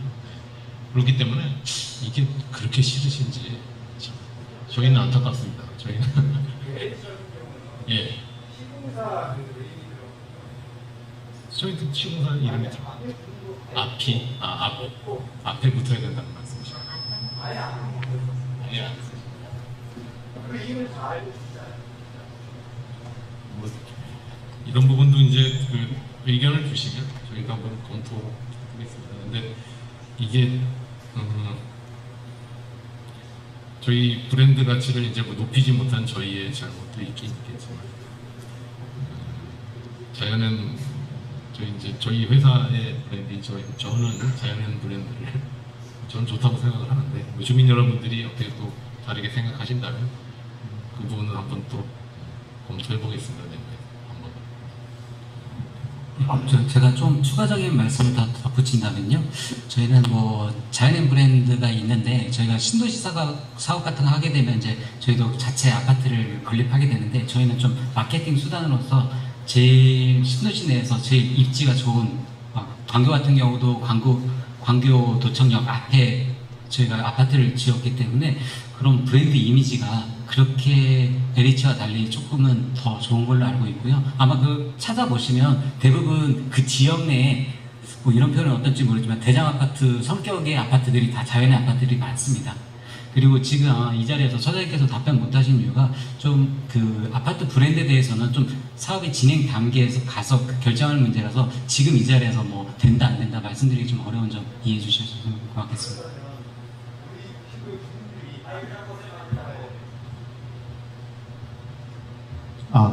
그 주민들이 원한다면 우리 676 주민들이 원한다면 GH에서 그거 수용하시겠습니까? 참고로 지금까지 저희가 아파트 지은 데에서 다 자연의 브랜드가 다 붙었습니다. 공공재개발의 경우요? 공공재개발 제도는 시행된 지 얼마 안 돼서 네. 아직까지는 이제 뭐 그렇습니다. LH인 경우는 지금 아예 공공재개발의 경우는 그 안단태라는 이름을 쓰질 않고 있습니다. 예. 그래서 그 부분을 좀 참고해 주시고요. 만약에 여기 67구역에서 주민들이 그걸 원하지 않는다면 굳이 그걸 붙여야 될 이유가 있겠습니까? 말씀하신 부분 적극 수용해서 적극 검토해 보겠습니다. 네, 적극 검토해 주시기 바랍니다. 네, 좀 안내 말씀드리면 저희가 앞서 공제된 그 종료 시간이 30분까지 10분 정도 남았습니다. 그래서 약 2분 정도만 질문을 받도록 하겠습니다. 네, 앞에 분.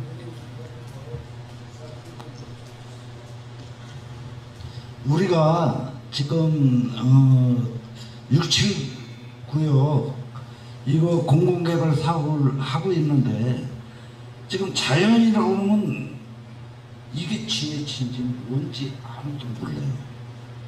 그래서 그 로고를 집어 넣어주는 게 좋을 것 같습니다. 예, 잘 알겠습니다. 다른 질문 더 받도록 하겠습니다. 저 뒤에 여자분. 예. 안녕하세요. 저 6구역 저기 갖고 있는데요. 저 사실 이거 2차 끝나면은 바로 동의서 받을 줄 알고 지금 여기 왔거든요. 근데 또 3차까지 하신다고 하는데 3차는 언제 하고 그러면 그 3차가 끝나야 동의서가 받을 것 같다는 생각이 드는데 동의서 지금 뭐 다 좋으신 말씀인데 이것보다 더 먼저 선행돼야 될 게 동의서 같은데 그거 언제 되는지 좀 알려주세요. 예, 사업 시행기능 쪽에서 답변해 주시겠습니다. 앞서 저희를 대변해 주셔서 감사드립니다. GH 응원해 주셔서 감사드립니다. 저희 이제 약간 겹치는 부분인데요. 지금 이제 아까 보여드렸던 안 중에서 이제 저희가 시와 계속 협의를 하고 있는 내용 이런 것들이 대단히 구체화돼야 이걸 갖고 이제 주민 여러분들께 설명을 드리면서 동의를 받지 않습니까? 그때 이제 비례율에서부터 선생님은 이만큼을 더 부담하셔야 몇 평에 가시고요. 선생님은 이만큼 분양받고 이만큼을 돌려받으실 수도 있으세요. 그런 내용들을 자세하게 알려드리면서 동의를 받아야 되거든요. 그냥 동의를 받아지는 게 아니라. 그래서 아까 말씀드렸던 지금 정비구역 지정 용역은 이제 옆에 계신 이런 전문 기술 업체에서 하세요. 요걸 이제 먼저 저희가 만들어야 돼요. 계획안을 만들어서 그 내용을 가지고 설명을 하면서 동의를 받아야 되기 때문에 시간이 그건 좀 걸립니다. 아직 업체가 선정이 안 됐고 그렇기 때문에 걸리고요. 그리고 다음 설명회는 저희가 최대한 빨리 하겠습니다. 날짜를 딱 지금 찍을 수는 없고요. 지금 찍을 수는 없지만 정말 좀 최대한 빨리 해서 시와 좀 협의를 좀 더 해서 주민 여러분들 궁금해하시는 사항을 그때쯤에는 좀 정확하게 알려드릴 수 있는 내용들을 수치화해서 계량화해서 설명을 드리겠습니다. 이 앞에 파람식.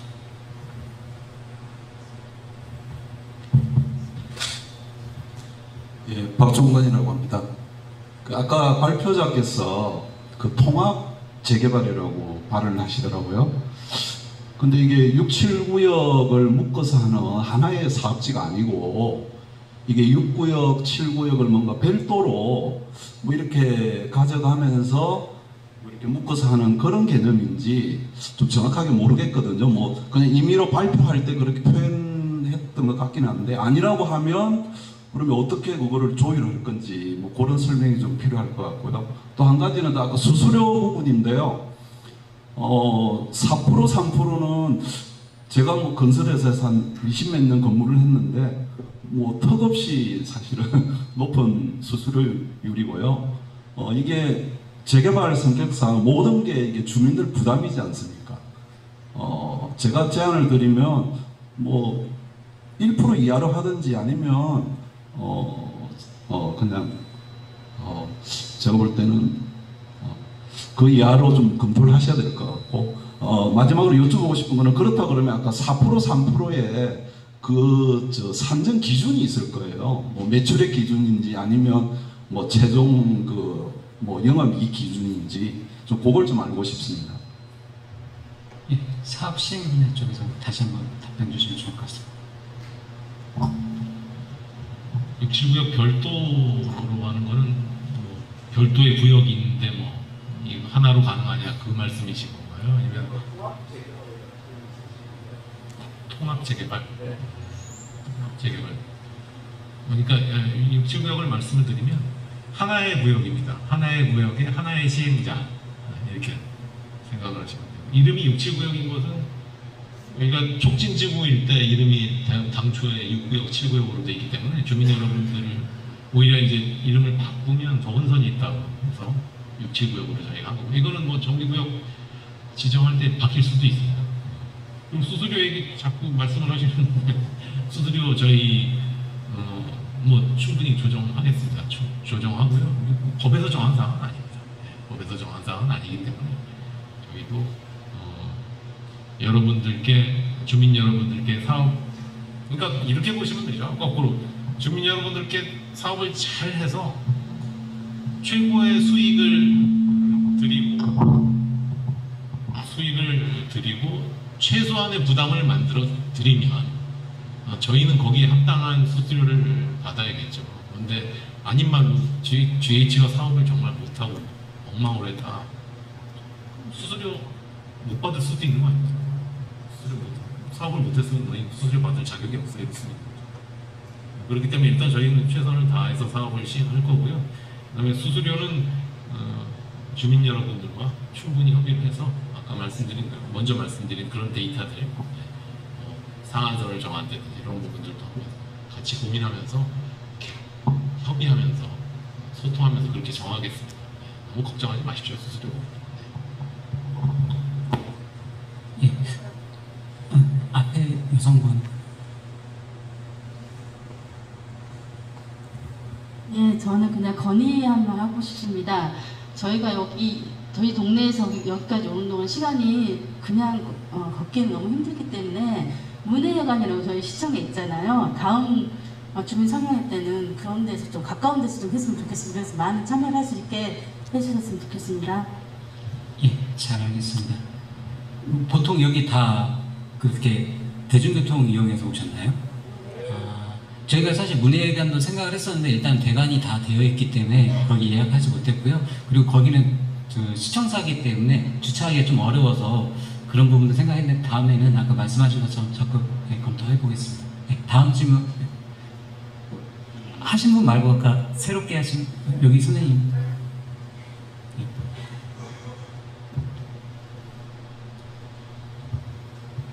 예, 저기 아까 그 6구역, 7구역 하면서 이제 구역이 자꾸 이제 이렇게 되는데요. 7구역에 사는 주민으로서 전철역을 가까이에서 이제 이용하기 위해서 일부러 이제 7구역에 그렇게 이제 살고 있습니다. 그런데 그 아까 이제 분양을 하게 되면은 그 6구역, 7구역 나눠서 이렇게 위치를 갖다가 분양을 받는 거는 안 된다는 형태로 말씀을 하신 것 같아요. 예. 그래서 그렇게 되면은 지금 현재 이제 7구역에 살고 있는 주민들 입장에서는 이런 저와 같은 생각을 하는 분들이 많이 있는데 이게 이제 사업의 통합적인 사업이 이제 잘 진행을 하는데 이게 큰 걸림돌이 되지 않을까 싶거든요. 그래서 그 부분에 대한 어떤 그 해결책이나 어떤 아이디어나 이런 부분들을 제시를 해 주셔야 될 것 같습니다. 그래서 그 부분에 대해서 저 제안을 좀 드리면서 의견도 좀 듣고 싶습니다. 예, 전문가 답변 말씀드리기 앞서서 제가 조금 말씀을 드리면 아까도 저희 답변을 드렸지만 6구역, 7구역은 예전에 재정비 촉진지구, 그러니까 뉴타운 사업 때 이름 붙여진 거라서 저희가 그 6구역과 7구역이 재정비 촉진지구 없어졌거든요. 제청이 됐기 때문에 실질적으로 지금은 6구역이라는 것과 7구역이라는 게 존재하지 않습니다. 근데 저희가 이제 편의상 그 일대를 6구역, 옛날 명칭으로 6구역, 7구역 이름을 쓸 뿐이지 지금은 뭐 그런 명칭은 없는 거 좀 양지해 주시고요. 답변은 이 정비사업 분야 임상규 위원님께서 답변해 주시겠습니다. 예, 아무튼 승주님 질문 주신 게 이제 각각의 구역인데 그걸 분리해서 분양받을 수 없느냐라는 질문이신 것 같은데요. 앞서서 말씀해 주셨다시피 하나의 사업구역입니다. 하나의 사업구역이고 분리해서 위치를 지정하거나 이렇게 분양을 받을 수는 없고 현재 그 도시및 주거환경정비법에서는 분양 대상의 주택, 층, 호에 대한 부분은 추첨을 통해서 진행하도록 돼 있어요. 근데 우리 그 기준은 종전 자산평가를 통해서 권리가액 다액순으로 권리가액이 높은 사람에게 우선권을 좀 주도록 돼 있거든요. 다시 말씀드리면은 현재 그 소유하고 계신 물건이 대중교통 또는 지하철의 인근에 있다라고 한다면 그만큼에 대한 감정평가액에 반영이 될 테고요. 경합이 있는 경우에는 다시 말씀드리지만은 우선권이 부여가 되기 때문에 1차적으로 우선권에 대한 혜택을 감정가에서 볼 수 있다. 이렇게 해석을 좀 할 수 있을 것 같습니다. 예, 이상입니다. 예, 답변 감사합니다. 예정된 시간보다 좀 1분 초과되는데 마지막으로 한 분 더. 예, 짧게 질문 드리겠습니다. 아니, 저희 지역에 이제 부동산 중개업을 하시는 분들이 저한테 계속 문의하고 계신 게 아까도 한번 여기 PPT 자료에 나왔습니다. 다물건자가 언제까지 처분을 해야 일명 물딱지가 안 되느냐에 대해서 아까 처장님께서는 뭐 시 관계자하고 논의를 해야 된다라고 말씀하셨던 것 같고 현재 공공재개발은 법 규정이 없다라고 말씀하셨는데 현재 다물건자가 일반 이제 민간재개발 기준으로 하면 정비구역 고시 이후에 이제 그런 처분을 하게 되면 이제 그런 일들이 벌어지는데 지금 당장 공개도 없이 현재는 다물건자인데 어느 날 갑자기 지자체장이 뭐 2021년 7월 16일로 하겠다 이래버리면 사회적 문제가 야기될 수 있으니 이거를 최대한 빨리 공론화를 시켜주시고 그 다음에 임상규 부장님이 오셨으니 현재까지의 법이 어떻게 되어 있는지 설명해 주시고 최대한 빠른 결정 부탁드리겠습니다. 답변해 주시겠습니다. 예, 그 이제 말씀하신 게 아마 사업구역 내에 많이들 계실 거예요. 여러 물건들 이제 소유하시거나 또는 우리 아버님께서 단독을 하나 갖고 계시고 어머님께서 또 단독을 하나 갖고 계시고 이런 독일 세대지만은 각각이 소유한 경우도 분명히 계실 거예요. 근데 민간 사업과 공공 사업이 명확하게 구분이 되어 있습니다. 민간 사업에서는 도시및 주거환경정비법 39조에 조합 설립 인가 후 1인의 토지 등 소유자로부터 양수한 경우 1인의 조합원으로 본다 이렇게 돼 있어요. 다시 말씀드리면 A가 부부예요. B가 부부고 A가 단독으로 소유하고 있고 B가 단독으로 소유하고 있다. 이럴 경우에는 각각의 토지 등 소유자입니다. 다만 분양권도 하나고 조합 설립이 되고 나면 조합원도 1인으로 보도록 돼 있어요. 예. 최근에 이제 판례도 있긴 합니다만 민간 같은 경우에는 조합 설립 인가를 기점으로 합니다. 근데 공공은 규정화되어 있지는 않아요. 그렇다고 해서 말씀해 주셨던 것처럼 일정 기간 지하고 나서 뭐 시하고 협의된 결과 앞전에 했던 그 기점으로 해서 뭐 조언을 봐야 된다, 분양권을 하나로 봐야 된다 이렇게 볼 수는 없을 것 같고요. 서둘러서 시하고 좀 협의를 하거나 또는 국토부의 어떤 유권 해석을 통해서 뭐 예를 들면은 뭐 사업 시행자 지정이라든가 뭐 이런 기점을 정해서 그 기점 이후부터는 다 물건 소유하고 있는 물건을 취득했을 경우에는 분양권이 없다라든가 이런 기점을 추후적으로 확인한 대로 바로 좀 이렇게 알려드릴 수 있도록 그렇게 하는 게 좋을 것 같습니다. 네, 이상입니다. 예, 답변 감사합니다. 지금 예정된 시간보다 4분이 더 초과되는데요. 아니 조금 한 분만 더 질문 받도록 하겠습니다. 네, 질문이 좀 많아서 하나는 이제 지금 민간과 이제 공공이 구분되는 게 이제 많은 토지 등 소유자들이 마감재 부분에 대해서 좀 궁금해하시는 것 같아요. 민간을 할 경우에는 마감재가 좀 좋은 거 쓰고 공공이 했을 때는 뭐 디그레이드 된다. 좀 요게 이제 좀 해결의 답변을 해주셔갖고 깨끗하게 좀 해결해 주셨으면 좋겠어요. 오해가 있는 것 같아요. 많은 분들이. 뭐 민간이나 공공이나 시공사 선정에 있어서 마감재 이런 게 동일하다. 뭐 이런 거를 직접 답변을 좀 부탁드리고요. 또 하나는 지금 공공은 사업 시행 기간이 이제 단축되는 게 장점인데 지금 뭐 올 7월 18일 날 조정법 개정에 의하면 개정 신설된 부분이 있어요. 5장 2 신설 부분이 공공이 할 수 있는 게 이제 구역 지정부터 하고 위반권자한테 구역 지정을 해달라고 하고 나머지 정비계획 및 사업계획 시행 인가를 통합 심의할 수 있게 이런 게 한 1년 동안 1년간 정도 절약이 된다고 보여지는데 이 부분에 대해서 어떻게 생각하고 계신지 이렇게 두 가지 좀 답변을 부탁드리겠습니다. 알겠습니다.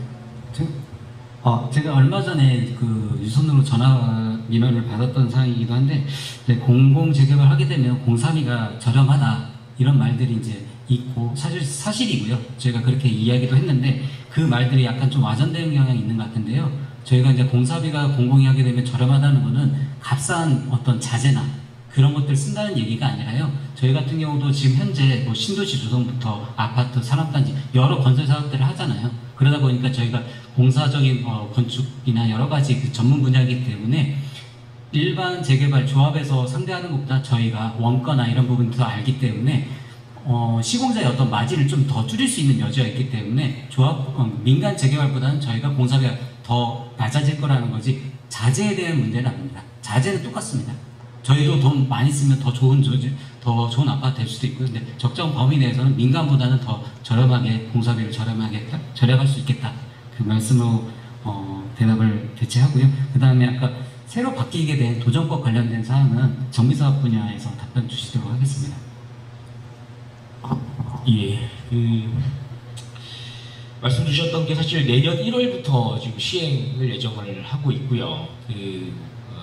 정비계획 단계 때 사업 시행인가 신청 때 심의하는 것들이 있어요. 건축 심의라든가 이러한 심의가 선행되지 않은 단지에서는 정비계획 수립하는 과정에 사업 시행 인가와 관련된 심의를 통합해서 진행할 수 있다는 법안이 지금 시행을 예정하고 있고, 뭐 우리 단지도 마찬가지로 우리 구역도 법안 시행되고 난다면 정비계획 수립하는 과정에 필요에 따라서 통합 심의라든가 이런 환경 심의, 뭐 여러 가지 심의들이 있습니다. 그런 심의들을 같이 함으로써 상당 기간 1년 이상 기간을 단축할 수 있을 것으로 좀 보여지고, 뭐 그러한 부분에 대해서는 뭐 GH하고 과계 유관 부서라든가 협의를 통해서 기간 단축이라든가 이런 것들은 추가적으로 또 상세히 좀 안내가 필요해 보입니다. 이상입니다. 답변 감사합니다. 한 가지만 더 질문드려도 되겠습니까? 마지막으로 유정호 차장님께 질문드리겠습니다. 최근 LH 사태와 관련해서 검단의 그 GS 시공사죠. 거기서 시공을 했는데 사실 공공에 대한 어떤 불신이 지금 최대한 극도로 안 좋은 상태인데요. 그 원인이 뭐라고 생각하시는지 말씀해 주시고요. 그 대안으로서 어떤 해결책이 있겠습니까? 앞으로 GH가 시행을 해야 된다면 그것도 심각하게 고민해야 되지 않을까 하는 생각을 하고 있습니다. 국토부 장관님이 해야 될 말씀을 저를 말을 하라고 하시면 그래서 말씀을 드릴게요. 예. 그 공공불신 이 원인은 이제 저희 무량판 구조 자체가 나쁜 건 아닌데 또 말씀드립니다. 무량판 구조 자체가 나쁜 것은 아닌데 그게 이제 과연 설계와 맞지 않는 부분 그리고 과연 시공 단계에서 철근 배근에 대한 시공 단계 잘못이냐 이런 것들이 이제 지금 따지고 있는 상황이기 때문에 그 부분을 저희가 미리 말씀은 제가 못 드리는 걸 좀 이해를 해주시고요. 공공의 불신 원인 뭐 여러 가지가 있겠죠. 근데 다른 건 몰라도 공공재개발 사업 부분은 공공이 하는 게 저는 옳다고 생각을 합니다. 왜냐하면 과거에 이제 비전문가인 서울에서 이제 항상 1년에 한두 번씩은 나오는 조합장 구속 여러 가지 검찰 조사 이런 것들 그리고 시공사의 시공비 부풀리기 업체 꽂기 이런 건 저희는 용납을 하지 않습니다. 공기업에서는 용납하지 않습니다. 그런 부분은 저희가 꼼꼼히 체크를 해서 단 한 건도 용납을 하지 않습니다. 그렇게 해서 지금 진행하고 있는 구역도 있고요. 이거 하나만 줄여도 주민 여러분들은 최소한 민간이 하는 것보다 훨씬 더 이익을 가져가실 겁니다. 그래서 저희 떨어진 이런 불신 부분은 저희가 사업 시행하면서 주민 여러분들께 실제로 보여드리고 증명해도록 저희가 사업을 안정적으로 꼭 잘 추진하도록 하겠습니다.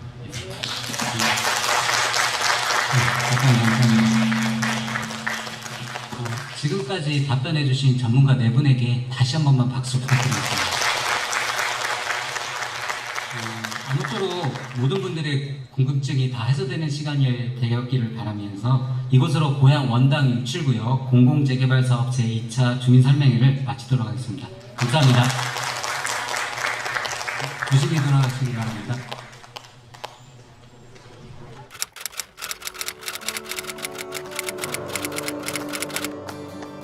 도시는 우리의 삶터입니다. 도시는 삶에 필요한 모든 기능을 충족시켜야 합니다. GH가 살기 좋은 도시를 만듭니다. 일과 삶이 조화를 이루며 문화가 공존하는 자족도시. GH가 만들어갑니다.